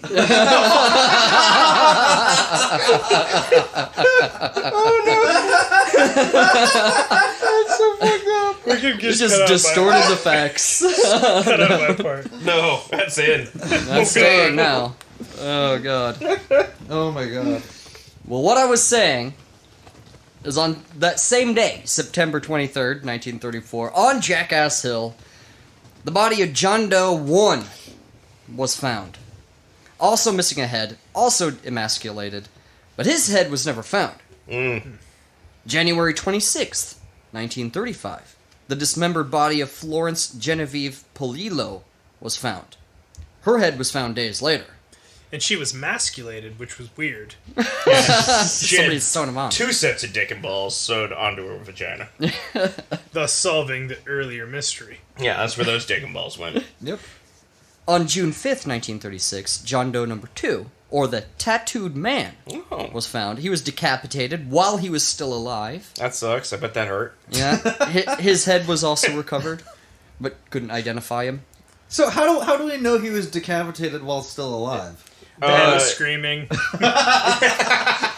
He was screaming. There's they can tell. It's blood clotting. Yeah. The way blood clotting works. If there is blood clotting in certain ways, then you know that they were alive while it happened. yeah. Oh, okay. And certain ways that blood comes out. The body they does knew different he things was with blood. Gargling it. Right. That was in his throat as it was happening. Okay. The heart Yeah. wants what the heart wants. But it's pumping blood through the body. Yeah. That is what the heart wants to do. Yeah. July 22nd, 1936, John Doe number 3, or the West Side victim, was also found decapitated while he was still alive. His head was also recovered. Couldn't They gotta couldn't kick the identify. head further. Yeah. At least 200 yards. September 10th, 1936, John Doe 4 was found. Oh boy. Decapitated torso, but this was nothing below the hips. It was like half of a torso.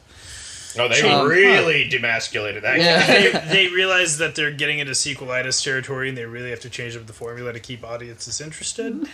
I respect that. You're Yeah. like, I know we like to cut off the dick and balls, but what if we cut off the whole bottom half? Then you're really cutting it all off, and it's done. Yeah. February 23rd, 1937. I'm just going to go through the victims real quick. Okay. Jane We Doe. should probably stop making fun of them. We'll yeah. We'll kind of go back and kind of go through it because this has to do with the story. Jane Doe number 1 was found on February 23rd, 1937. She was nicknamed the Lady of the Lake because they found her in a lake. Oh, I thought it was because of the sword. Very witty. Was she giving away swords? Yeah. No. And so some of these people, they were found 2 to 3 days after they were murdered. Some were found months after they were murdered. So it was hard to tell who was killed first. You know what I mean? You find corpses, you find goop with bones. The more you bring up, like, I know we joke around, the more you bring this up, I'm like, this is actually really sad. It's dark. Yeah. It's gruesome. Jane Doe number 2 was found on June 6th, 1937. She was found beneath a bridge. She was the only black victim, and the body was decapitated and missing a rib.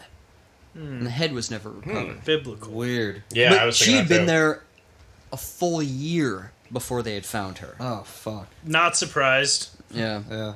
They probably were not looking for her. That's Yeah. the point. Yeah, that's fucked. And on July 6, 1937, John Doe number 5 was discovered. He was pulled out of the Cuyahoga River. His head was never found, but his body was recovered. Was he emasculated? No. Yeah. Fully emasculated? Yeah.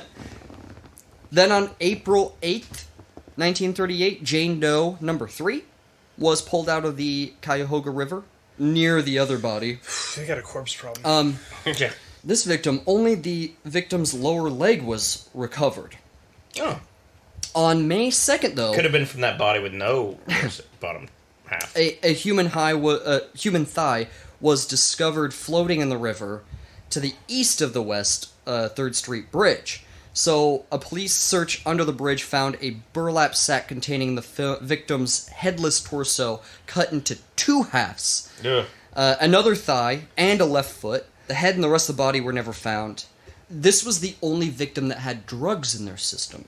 Oh, that's interesting. None of the rest of them did. Dude, like, everything that you're Fishing? describing right now is just straight up a fucking Cannibal Corpse album art. I know, it's nasty. It's fucking disgusting. crazy. It's fucking gruesome. But silver lining, fishing in the Cuyahoga River, you were getting the biggest fish you have ever seen.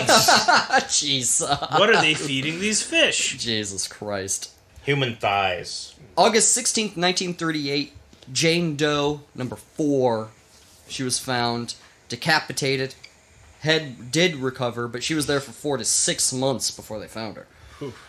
And then the last confirmed victim, there could have been more other than 12, but the last confirmed victim, August 16th, 1938, John Doe, number 6, was found. He was discovered actually at the same time as Jane Doe, number 4. His head was found in a can, and he was actually never identified. Can? Yes, a can. A big can. Big, must be a big can, like a Yeah. Folgers. Actually, one of the bodies, when it was found behind a butcher shop, and this lady walking by, like, kind of glanced in, and she walked into the butcher. She said, "Hey, Yeah, I'll get a head back there. well, you got a bag of meat behind your shop," and the butcher was like, "Bag of meat? What?" And he thought like maybe he was being robbed or something, and like he ran out there. And you looked in, and it was just like hands Oh, and like God. body parts and stuff. And it was like, "Oh no, yeah." Not again. I must have blacked out and murdered a bunch of people. Because he had done that. But in this case, it wasn't him. yes, Mr. It was the Todd. mob. What? Yes, Mr. Todd. Sweeney Todd. Oh, I get it. So yeah, there were 12 confirmed murders. Some say there were more. Well, 12 confirmed. Yeah, There were and- probably, definitely more. Yeah.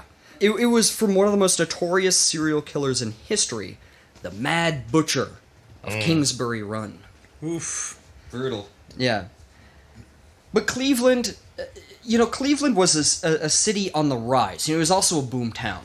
You know what I mean? Like, population was just booming, just like Chicago. Oh, they're like, we got to get on in this serial killing business that's Yeah. going on down in Cleveland. yeah. Right. Everyone knows that to this day, Cleveland is a major city in the United States. I've never heard you say so much nothing in a sentence. Sorry, Cleveland listeners. Well, the person who asked for this episode, he is from Cleveland. So. Okay, well, How are we going to Don't say the worry. name? Yeah. He's We, like- Guys, Cleveland rocks. yeah. Cleveland Ah! Cleveland rocks. Cleveland rocks. I used to Thank watch sitcoms during prime time, and one of them informed me of that. Yes. Yeah. Cleveland's not so all lame. the little chicks Look at all these with the corpses. crimson lips say Cleveland rocks. Cleveland rocks. Those crimson lips aren't Cleveland attached rocks. to bodies, but they say it. But what came with the booming population, is also what we see in Chicago. A bunch of disaffected people jammed into one gross area. Mm-hmm. And especially with the economic depression, it was just worse, right? They had skyrocketing crime rates, rampant police corruption. It was gross. And, the leaders of the city were desperate to find some sort of fix for this. So in December of 1935... 33-year-old Eliot Ness was sworn in as Cleveland's youngest ever safety director out of their desperation. He's going to clean that up. Well, he was a big name. He knew that he would be, they knew Eliot Ness would be respected. You know what I mean? Yeah. Because again, he had that name, that Eliot Ness name. We have one untouchable. Yeah. He focused on stopping juvenile delinquency. He fixed up the traffic problem. There was all these traffic accidents. It's because they didn't have any way to handle traffic. There were no, stoplights or anything like that, so they had to come up with a whole way to handle traffic. Was it just, four-way intersections with no signage whatsoever? Yeah, pretty much, yeah. It's like residential Ballard. Right, or Queen Anne. Yeah. Yeah, literally right outside my fucking apartment. Yeah. There is a train wreck of a fucking intersection. Yeah.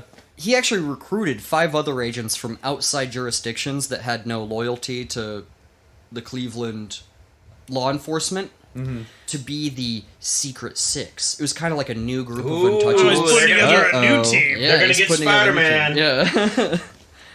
What they were doing is, pretty much what they were doing in Chicago. They were battling the mafia's grasp over the city. He instituted a new department within the law enforcement branches. There was basically the internal affairs that we have now today that investigate internal corruption charges. Oh, good thing that those things work out really well. Yeah, they do such a good job. Well, they did here.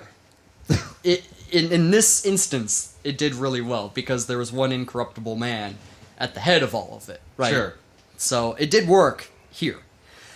He also modernized the police force. He insisted that police be trained first. And We should start doing that again. Whoa! Yeah. He also gave them police radios, which was a new cutting edge thing because you still had the police call box where you had to run and open it up and police, there's a crime. Oh, I thought you just meant that they had radio so they could listen to the game. No. You can talk They had on the their radio. badge number on their Yeah, little it's radio. It's official. The Cubs It's rule. Doctor Who. He lives Not in the one of those. Indians. I don't know. It's Cleveland. Oh wait, I was still on Chicago. My bad. Yeah. I don't know any sports teams. Well, Yeah. that and Is that the Cleveland's team's name? well, Okay. yeah, that Are and the Chicago's Cleveland South have the Side. Browns? Is that a thing? That's Yeah. a football team. Yeah. I know, but I'm just saying sports teams. Well, that in Chicago, they may have been White Sox fans. Oh yeah. Okay. saying. Chicago? Yes. But Yeah. Cubs won the pennant that one year. Yeah, that one year. That one year. Wasn't that it was in great. 1918? No, dude. This is a couple years back. I Yeah. remember being on tour. Cubs won. No, when they won, it was the first time since like nine. Oh, Yeah. yeah. You're talking about the second. Yeah, I'm talking about the second. Yeah, the the second second time time they they won Right. the World Series, was it? Yeah, Or- I think so. Yeah. Yeah, World I Series. have no idea what you're talking about. I don't care. Anyway. Somebody got a ball in a place and more than the other people. Cool. Well, it sounds like based off these crimes, a lot of people got some balls in some places. Well, and maybe we should cover the Chicago White Sox scandal where they threw the World Series. Oh yeah, The 8-man out story. That happened? Yeah. that'll Wow. get Chris interested in sports for at least 2 hours. I love a scam. Yeah. And Eliot Ness was ultimately successful, and his star was burning brighter than ever. Juvenile crime was down 80%. Good. Mainly because he opened up all these Boy Scouts of America branches all over the places. Stop throwing rocks at trains. Yeah. They started, doing something with their time instead of having nothing to do with their time. Dude, I would commit so many crimes if I had nothing to do with my time. Yeah. It's the Depression. If I didn't have a You PlayStation know? 4, dude, I would Yeah. be throwing so many rocks at so many trains. Crime itself down was 25%. Cold. 25%. Interesting. Because all those kids throwing rocks at trains. Which was death penalty back then. Yeah. But underneath that, though, Eliot Ness suffered from chronic depression.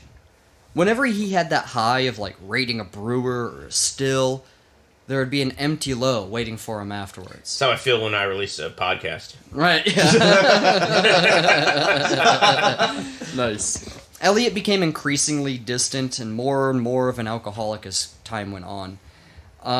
Again, there were people that were way more of an alcoholic than Eliot Ness ever dreamed of being. But still, he was a distant man, a lot like his father. His father was a workaholic and distant to his family. Right. So a real man. Like tradition. Yeah. In 1929, though, he married, like, taking a step backwards, he married a woman named Edna Staley. But it was a rocky marriage. The couple could not have children, so they actually, like, did this really depressing thing where they knocked on their neighbor's door and played with the neighbor's children. Oh, Wow. Because they wanted children, but especially Eliot. Eliot really wanted children. it was him too, wasn't it? Yeah, it was him. It wasn't her. He was firing blanks, for sure. Every relationship he ever had could not have children. The husband from the neighbor family was like, they're going to do a wife swap. I'm so excited. You just want to play with our kid. Okay, sure. Yeah. Sure. Okay, for a second I thought the I wouldn't reason let why that guy they, play with they my couldn't kids. have kids is it was just in the lease agreement. No pets, no children. It's like, children, I know how much you like stick game, but have you seen Red Bouncy Ball? Thank Bring you it for all bringing around. that back, Yeah. because I was deliberately not. Yeah. In stickball, you can't bounce the ball. No bouncing at all. Yeah, and he wouldn't come home until like 10, 11 o'clock at night because of his job. You know what I mean? And it really strained his marriage. I get that. Yeah. So with mounting political pressure, though, the mayor of Cleveland, who was actually a future United States Senator and future Supreme Court Justice, Harold Burton, he needed someone like Ness to catch something that they didn't fully understand or even have a name for yet, a serial killer. Mm-hmm. They I thought- needed him. I thought you were going to say like a sexual three-way. A devil's triangle. Yeah, it wasn't until the dude that Mindhunter's based off of that Yeah. they came up. Yeah. I can't remember that guy's name, but Yeah, he came up with like a A way of sequence. profiling, he- serial killers. and him and his crew came up with the term serial killer. Yes, exactly. Right. Yeah. As mutilated corpses kept popping up, always decapitated, some male, some female, some emasculated, some not at all with surgical precision. Oh, that's yeah. Even senators and congressmen took notice and put pressure on the city to catch the killer. But most of the victims were transients or homeless or sex workers. The less dead, basically. Yeah, and most of the victims were impossible to identify for this reason. So who cares? Let's just keep going. That's I mean, how they were kind of viewed, you know? Right. And that's how almost every serial killer gets away with it. Yeah, They- exactly. Like Zach said, the less dead Yeah. people ain't looking for. What they needed to do, what Ness needed to do, was to rethink how they're gonna catch this killer. What resulted was one of the first instances in history of criminal profiling. Mm-hmm. They were Right. like, okay, the guy does this. Why does he do this? What kind of person would know how to do this? Right. Right. You know, what area do you think he's from? How old do you think he is? That is profiling. And they were Right. the first ones to think about this. Seems obvious in art. Doesn't it With seem all the obvious? fucking CSI shows. They especially. they took all the cops, they sent them to a screenwriting workshop. So they knew that this killer's hunting ground was Kingsbury Run, because that's where all of this type of population hung out. Right. Everyone knew it. Yeah. You know? And with bodies that were days old, sometimes months old, and with only rudimentary forensics that were perfected by CSI labs much later, they were running out of options. You know, if you can't identify someone, and you got missing body parts, and they're showing up, and oh my god, this guy's been here months, you know what I mean? What do you do? At that Literally point? at that point in time, the only way to catch somebody who's a killer is to catch somebody while they're killing somebody. Right, yeah, kind of. Or if they admit to it. Right, Right. yeah. Well, so the first thing they did, in what would be the largest police investigation in Cleveland's history, officers that were working on the torso murders, they interviewed 1,500 people in Kingsbury Run. and the Roaring Third, which was east of Kingsbury Run. It's where all the brothals and seedy nightclubs and It's stuff. where it was roaring. It was nasty. Right. Yeah, it was a nasty Bit place. of a red light district. Yeah. Also It was a worse place- than all that. It I was, also feel like that's roaring light derogatory district. towards red light districts. yeah, it is. I'm This going to place also was... reckon to say that nobody would talk. No one would talk. No one would talk at all, because what were you going to say? What did you have to gain from saying anything, right? I ain't talking to no fucking coppers. That's what they'd say. Gumshoe? Yeah. Yeah, no avail. It didn't work. No one said anything, no one saw anything. And if they did, no one was gonna poke their head into somebody else's business. They just weren't going to do. They weren't gonna intervene if they saw something like this going down. Right. Hey, what you doing? Hey, Cutting what are you- somebody's head off? Yeah, you're chopping a body up? None of my business. Yeah. I'm gonna go back to eating this hoagie. You're chopping up that body all wrong. You gotta cut off the nuts first. Yeah. So I prefer to cut off the head first. There were even people that were arrested and confessed to the crimes. But Bit of a Henry Lee Lucas style character. yeah, but it turns out it was a bunch of psychobabble that didn't make any sense. You know what I mean? Like, there was a sheriff that believed that he got the right guy. But the dude was clearly deranged, and, like, nothing he said made a lick of sense. Deranged, but not deranged enough. Apparently. Listen here, you're Right. not making a lick of sense. Yeah. Making a lick of sense up. So on August 18th, 1938, at 12:40 a.m., it was their Hail Mary Pass.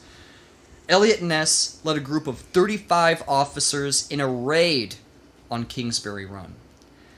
What they did is they kicked down doors of these shanties and pulled out hobos from where they were sleeping. They rounded up 63 transients and hobos, arrested all of them, took them into the station, questioned all of them, and they totally scoured Kingsbury Run for clues to find something that would lead them to the murders, these torso murders. Right. They found nothing. Except And they got stew nothing. recipes from those hobos, because they all have their own hobo stew recipes, and they intermingle and they change, Well- and there's all kinds of aromas and flavors that they're putting in. I don't give a fuck. I would love a hobo stew. Yeah. Well, by dawn that next day, Eliot Ness ordered the destruction by bulldozing it and burning it to the ground. That's one way of getting things done. So what his justification was, like, he pulled all these people out of their homes, basically, looked through and rifled through everything they had, and then just burned it all. And his justification was, hey, this is the killer's hunting ground. I'm taking away his hunting ground. And the press was like, whoa, don't just pull people out of their homes and then burn it to the ground. That's insane. Are you crazy? That sounds like Dirk Crazy From the like Jungle. a fox. Yeah. Yeah. So when I say, like, Eliot Ness is kind of like Batman, it's that he kind of lived long enough to see himself become a villain. Yeah. In a lot of I ways. see. He's like a force for good, totally incorruptible, willing to go to, like, great lengths to stop crime. Everything. Yeah, well, willing to beat someone nearly to death. Yeah, and yeah, public opinion turns on you because your methods are kind of fucked up, you Right. know? Batman doesn't But care you about can't. public opinion. You can't. Yeah. If Remember you that- can't catch the murderer murdering in the neighborhood, you just take away the neighborhood. In no the one's new- gonna murder. Yeah. And the new That's- Robert Pattinson trailer when he beats that guy. Yeah. Like, way too to much. death. Yeah. That's pretty cool. It's dope. So the public and the press responded with complete and utter repulsion. As you do. Yeah. Critics didn't see how the burning of Kingsbury Run would help catch the killer. Just fail. They did not. They couldn't see his logic in that. Sure. Which I would tend to agree with. Well, it's kind of like if Batman existed like in the real most life? extreme sense. Yeah. I would be like, this guy's awful. Yeah. He's just going out and just beating up the mentally ill. Yeah. Like he's a terrible fucking person. Yeah. So Ness did find a suspect, though, and all through the rest of his life, he would always claim that this man was guilty of these crimes. He would always say that. And this man's name was Dr. Francis E. Sweeney. And Sweeney, he was Sweeney. Like Todd. Sure, yeah. He was a World War I veteran, and there's a lot of stories about what happened to him. Like, he survived a gas attack, and people say that maybe it was that made him deranged. But when he came back from the war, he was discharged because they said he was 25% unable to fight. 25% injured. So what, like one arm? He had like shell shock, is what they called it, right? He had PTSD and probably something with the gas fucked with his head. Because we don't fully understand, it's a nerve gas. We also don't use it anymore. No, we don't. Hopefully. And that's the reason why the Ninja Turtles are all clearly mentally ill and have PTSD, because they always talk about shell shock. And they got gassed. They were gassed in World War I. Yeah. Aw, shell shock. Yeah. That's how they mutated. Yeah. It's that gas. When he came back from the war, he was a horrible alcoholic. His wife left him almost immediately. He frequented Kingsbury Run. He was a doctor. He was a surgeon. He knew how to do a lot of these things with surgical accuracy. Right. That it's said that these murders were carried out with. Mm-hmm. And he was just a general, I think he actually had a litany of mental illness in his life. And in a world that does not understand it at all, they were just like, hey, crazy man, toss him out on the street, Mm-hmm. Crazy old Dr. Scalpel. Yeah. But Eliot Ness actually found him and interrogated him like himself. Right. Because he really thought that this guy was it. He got nothing from him, but he made him take a polygraph test when polygraph tests were new. Mm-hmm. The dude failed the polygraph test. Cool. And Ness, asked the dude that was conducting the test, he was like, do you think this guy's guilty? And he goes, listen, if this guy isn't guilty, if this guy's innocent, you may as well throw that machine away. Yeah. And I mean, polygraph tests are, inadmissible in court, as we all know, but still, he was convinced. Now, he wasn't caught. He wasn't arrested. There's a lot of people that do agree with Ness on this. I happen to be one of them. Because the big reason why he was never arrested or brought in for this is because that congressman that was putting pressure on Cleveland and Ness to catch this killer, his name, he was a United States senator from Ohio, his name was Martin Sweeney. Oh, no. The first cousin of Dr. Francis E. Sweeney. Wow. That's fucked, man. Isn't it? So, Dr. Sweeney was committed to a mental hospital where he remained out of police hands. And then the murders stopped. The murders stopped. But Eliot Ness started receiving, through the rest of his life, started receiving these taunting and threatening notes from this anonymous person saying, you're never going to get me, Ness. You're never going to get me. I'm a murderer. Blah, blah, blah, blah, blah. And they're all coming from that mental hospital. Probably. Well, handwriting experts have since tied those letters to Dr. Sweeney. All right. Jesus Christ. So, it's not 100% sure if he is the killer, but goddamn, looks Jerry, like he's the killer. Until you brought up the handwriting thing, I was like, it wouldn't stand up in court, man. Yeah. Yeah. Polygraph tests, as we all know, are a joke. Right. You can fake those. Yeah. Polygrip tests always work really well. They keep dentures in 90% better than the competitors. Welcome to the Polygrip podcast. The leading brand. Yeah, which I thought Polygrip was the leading brand. Well, that's why they're one of our sponsors. Yes. Because they're the leading brand. They're the leading brand. And all of us have dentures. Yeah. We have never brushed our teeth. Not I one can't of us. wait to have dentures. It's not from drug use. We lost our teeth in accidents. Yeah. Separately.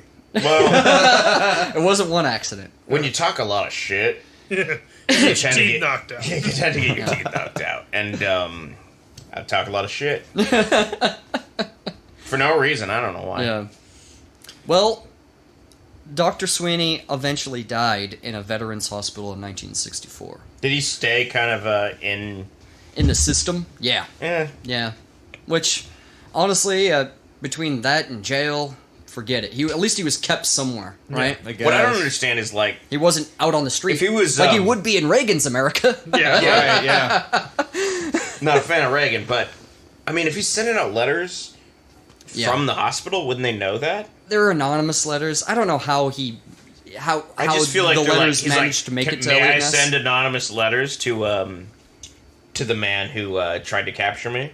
And they're like, yeah. Go for it. Well, considering the fact He has that his ways. his first cousin is in maybe. politics. He's a congressman. Yeah. Yeah, who knows? House of the He has his Senate. ways. Senator. He was a senator. But Eliot Ness's reputation would never recover from that. Just never recover. Because... Well, that sucks, especially if that guy did it. Yeah. His marriage fell apart in 1939, leading to a divorce. But he married again months later to another woman, Evelyn McAndrews. But critics, every step of the way, critics would pick him apart now. Right. Ever since the Kingsbury Run incident, everything he did, he would be picked apart. Like, he would go and talk about the dangers of venereal disease with the United States, Army troops. Yeah. But his time away from Cleveland, people were like, how come you spending so much time away from Cleveland? They don't like And me he's there. like, I can't win. Right. can I win with you Burning guys? down that shanty town was a bridge too far. It was. Some people say burning down a shanty town is a bad way of policing. I say venereal disease is a bad way of making love to a woman. Venereal disease. Or, yeah. Yeah. Yeah, the burning of Kingsbury Run and not being able to catch the killer, he couldn't recover from that. Yeah. What's funny is like if he was right about who the killer was, I mean that dude got away because of family. Totally. That's what I think, yeah. But he turned in his badge for good in 1942. And his gun? Yeah. Wow. Even the one on his ankle? You can buy a gun. He actually... This is the United States of America. People that were around him actually said he rarely carried a gun. Which is weird. Like, only on raids and stuff, but he rarely carried a gun. I like to use his mitts. Yeah. His wits. Yeah.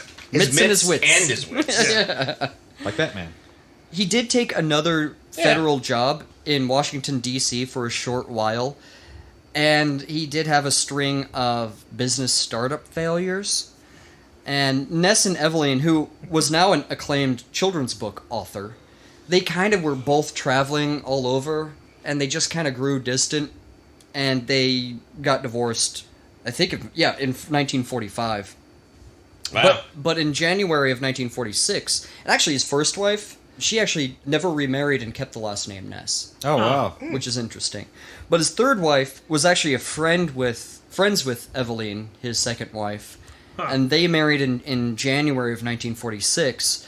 And she was actually a semi-famous artist. Like, some of her paintings are still displayed, which is kind of weird and interesting. Her name was Elizabeth Anderson Seaver. Did you paint flowers that look like vaginas? No, that's Georgia O'Keeffe. It's Georgia O'Keeffe, I know. There can be more than one. Yeah. I mean, anyone who's seen a pussy can She paint. tried one time to paint a flower that looked like a vagina, and Georgia O'Keeffe beat the shit out of her. Yeah. She's like, if you're going to paint flowers, you paint pussy willows because they look more like dicks, you motherfucker. You paint dick flowers. I'm gonna visit you again in the middle of the night. Burn your house down. Motherfucking... Georgia O'Keeffe. Yeah, Georgia. That's a spot on Georgia O'Keeffe. So yeah, I mean, his whole life, Eliot Ness wanted children, and him and Elizabeth did as well. Again, couldn't have them, because Eliot was probably firing blanks. But they eventually adopted a 3-year-old child named Robert. Robert Capone. No. What are you He was a talking about? plant. Robert Ness, man. No, I was saying that they adopted a kid, but the kid was like, from his arch rival. No. That's the drama. No, that happened. In a comic book, maybe. Retelling, maybe. Yeah. Or a miniseries Sure. on Lifetime. Based off the comic that we wrote. So, supposing that the name Eliot Ness still had some weight in Cleveland, he actually ran for mayor in 1947, and he sank a lot of his own money into his campaign. Mm-hmm. But he was defeated, spectacularly, by the incumbent 2-1. He was strongly defeated. Like, they didn't care about the name Eliot Ness anymore. They didn't want an Eliot Ness anymore. The guy who couldn't get that serial killer? Yeah. Gross. The guy who failed to get the serial killer and wanted me to not be able to have this delicious shandy, that guy can go fuck himself. The world was a different place. He also burnt down a whole homeless neighborhood. They're like, no, that was fine. We were into that. Yeah. They're like, that just started up gentrification. That's fine. Yeah. Right. Put Look a at all the fucking new little shops that are in there. put a There's always PCC in there. Yeah. A Whole Foods. Yeah. Trader Joe's. He then founded one of his startups that he founded after his mayoral campaign was a watermarking business where they would watermark checks to keep people from forging checks, and he like sunk every cent he had into this business. Smart. But watermarking checks never took off. They never really caught on. So it failed almost immediately. And he just sank further and further into It's like, this is depression. a new big thing, man. Yeah. And if you get people under you to watermark checks, the more people are watermarking checks for you, the more money you make. I need this to take off. My wingtip shoes are Kleenex boxes. And, No, it failed within a year, which is rough. Brutal. And in that same year, this is 1955, by the way, when all this is going down. In that same year, the name Eliot Ness was nearly forgotten. No one remembered really or cared who Eliot Ness was by this point in time. But he was approached by a sports writer Oh. named Oscar Fraley. Named Hunter S. Thompson. Yeah. He Who would have been convinced very him. young at this point. Yeah, like just born or something. 10. Child, yeah.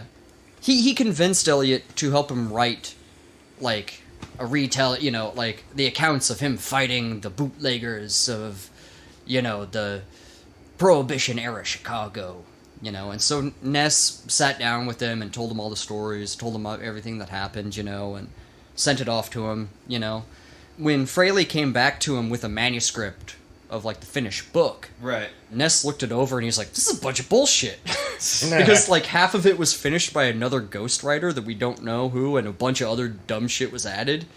And he was like, no, this is dumb. He's like, well, can I still have the rights to it? And he's like, fine. And he signs the rights over to him, because he's like, this is not going to be some big hit. Right. and it became The Untouchables. It became the book, The Untouchables. But the thing is before it was published, May 16th, 1957, Eliot Ness died of a heart attack. No. Oh, brutal. He died $8,000 in debt. He died a penniless I'm more in person. debt than It was that. totally forgotten. Yeah. Elizabeth could only afford to have him cremated and, like, sent back to her. And, like, Robert, like, kept his dad's ashes. The book came out, like, right afterwards in the same year. He became ridiculously famous posthumously. Exactly. Jesus. He didn't see his star rise again. He didn't see the legend he would become. In 1959, Desilu Productions bought the rights to the book and came out with the Robert Stack TV show, The Untouchables. And he became like a household... Eliot Ness became like a household Because of name. that. Because Every of that. kid on the Jesus street Christ. had a red bouncy ball based off of the Eliot Ness original. Jesus. How many you can bounce in a minute? Yeah. Yeah, they'd have that. That was the that. It It was said a that big on the, takeaway. It said it on the box. Yeah. His son, Robert, though, was diagnosed with leukemia Oh. and passed away in 1976. And Elizabeth passed away soon after, The murderer in was 1977. Jesus. never caught because Eliot Ness was dead. Okay. Their ashes were all mixed together. Elizabeth and Robert and Eliot were all mixed together, and they actually sat in their daughter-in-law's garage for 20 years. What the Oh, fuck? he hates garages. Yeah. Before the Cleveland Historical Society tracked it down, and they actually gave him a funeral on September 10th, 1997. Jesus. Whoa! Where they scattered He never had a the ashes. funeral till then? Well, they I mean, she could only have him afford to. Right. She could only afford to have him cremated. So they couldn't really afford to do anything. So they had a funeral for him in 97, where they scattered his ashes. They probably got drunk about it. Oh, sure. They scattered his ashes on Lake Erie, along with his wife and son, of course. That's a spooky lake. Yeah.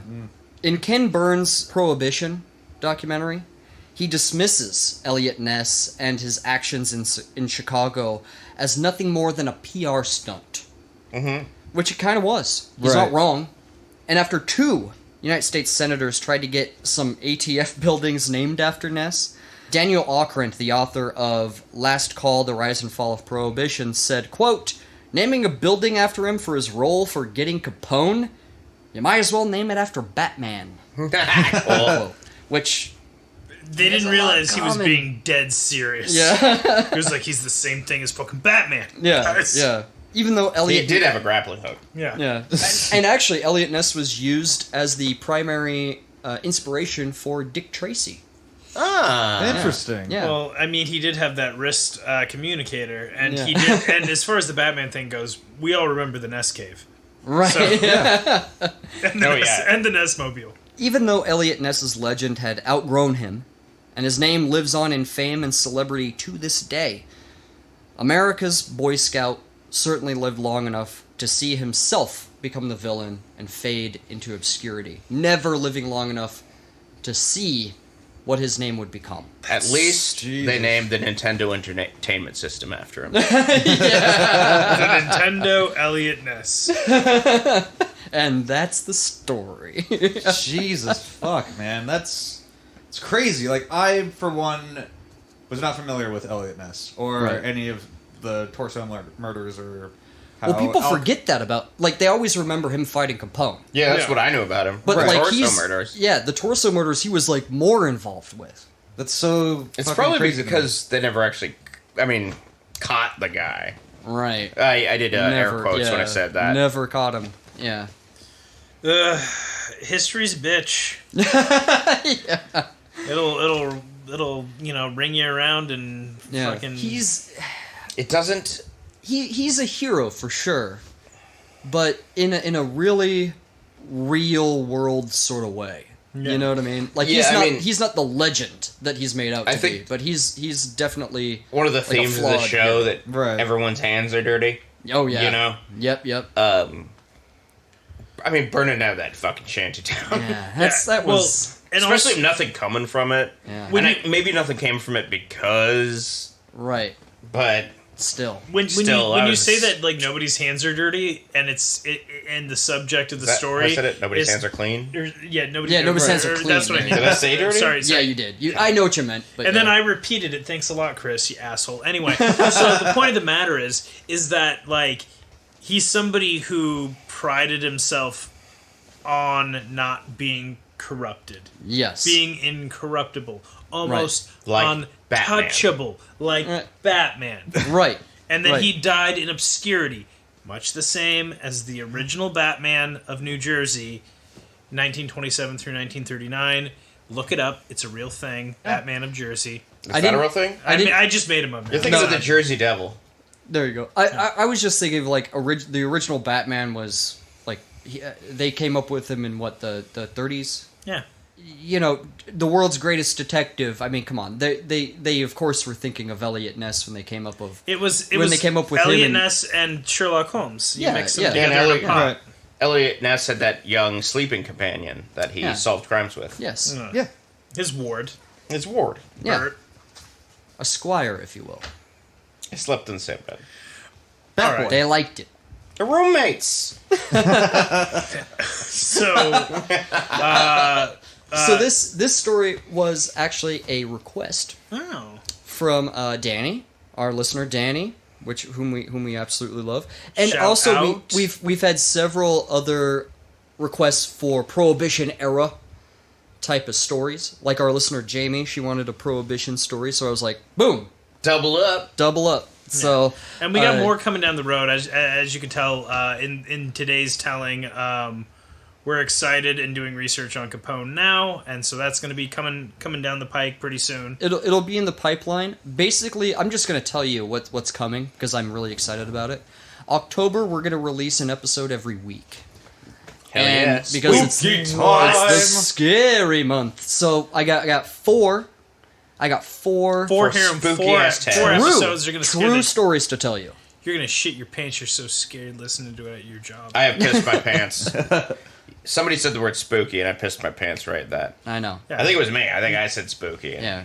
You done spooked yourself. Chris I mean- just has a problem keeping it Yeah, in. he's got. Especially when I say the word spooky. Chris is incontinent and he blames it on a lot of things in his environment, and that's just one of them. So, Yeah. Yeah. yeah, we are. I do want to say, rest in peace, Ruth Bader Ginsburg. Yes. We are recording this a day after she has passed away. I honestly, I don't want to get into it. I have a lot to say about it, but I'm not going to get into it now. She's a loss. A loss. Absolutely. Yep. big time. A big loss. Lost an American hero. So sorry. I had No. to say that. Yep. No. Sorry to bring everyone down. I don't know whether you say that before or after. You tell folks to subscribe to the Patreon and listen to us every week. We are the I know. History Boys. No, I mean it's just like when It fucking sucks. it sucks. It's it terrible. Sucks. It's terrible. It's terrible. I don't want to go any further than that because I'm just going to rant. So we are the History Boys. Yeah. I'm Christopher Whedon. I'm Tyler Ermintrout. I'm Zach, the 5-layer burrito mech. Oh, nice. Yeah, we ordered Taco Also Bell. a history boy. Yeah. I am Jerry Nash, the Crunchwrap Supreme. Jerry Nash. Oh, man. Nash. Jerry, the Crunchwrap Supreme. I'm the Nash. there we go. go. XXL burrito that was discontinued, There you go. but it was my favorite. Yeah. Tyler's, of course, the Doritos Locos. Oh Or yeah. whatever you call it. Because I'm the crazy one. He's the crazy one of the group. He's unhinged, Oh, ladies wow. and gentlemen. Yeah, follow us on all the social medias. We're on Twitter, we're on Facebook, we're on Yeah. Instagram. We also have a Patreon now. What are the levels again? What are the tiers again there, Zach? All right, so Tipsy is $1 a month, and that's just to support your boys, and that's awesome. And you will get access to our Discord. At $5 a month, you get access to the Discord, and you will also get a personalized shout out on the show. And then at Drunk, which is $10 a month, you will have access to bonus content, everything from the previous tiers. And yeah, I think live shows are a part of the recorded live shows are recorded are a part live of that, shows right? will be part of that. Eventually. We would have done if Eventually. it wasn't for COVID. Yeah, right. Yeah. We'd be doing that in the next couple of months, like So- we had planned. Exactly. But check out Patreon. It's great. It's cool. And join the Discord server because we'll be on there, and can talk with maybe us. you guys can actually have one-on-one talks with us and hang out and Yeah. have a You virtual can hear beer. all about my extreme revelations. Yeah, all of Chris's wild theories. Yeah, Exactly. Most of them aren't very popular. No, they're mainstream. extremely controversial, yeah, especially amongst reasonably thinking people. Yeah. Anyway, thank you so much again for listening. As always, we love you. We can't do the show without you, the listener. So thank you so much. And Thank tell all your friends and leave us a 5-star review where you can, and subscribe and follow and all those things. It really helps us out. Thank you so much. And vote. And vote. Love you. Bye.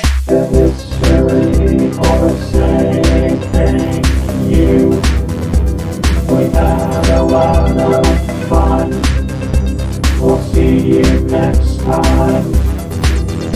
Or I guess we won't, whatever.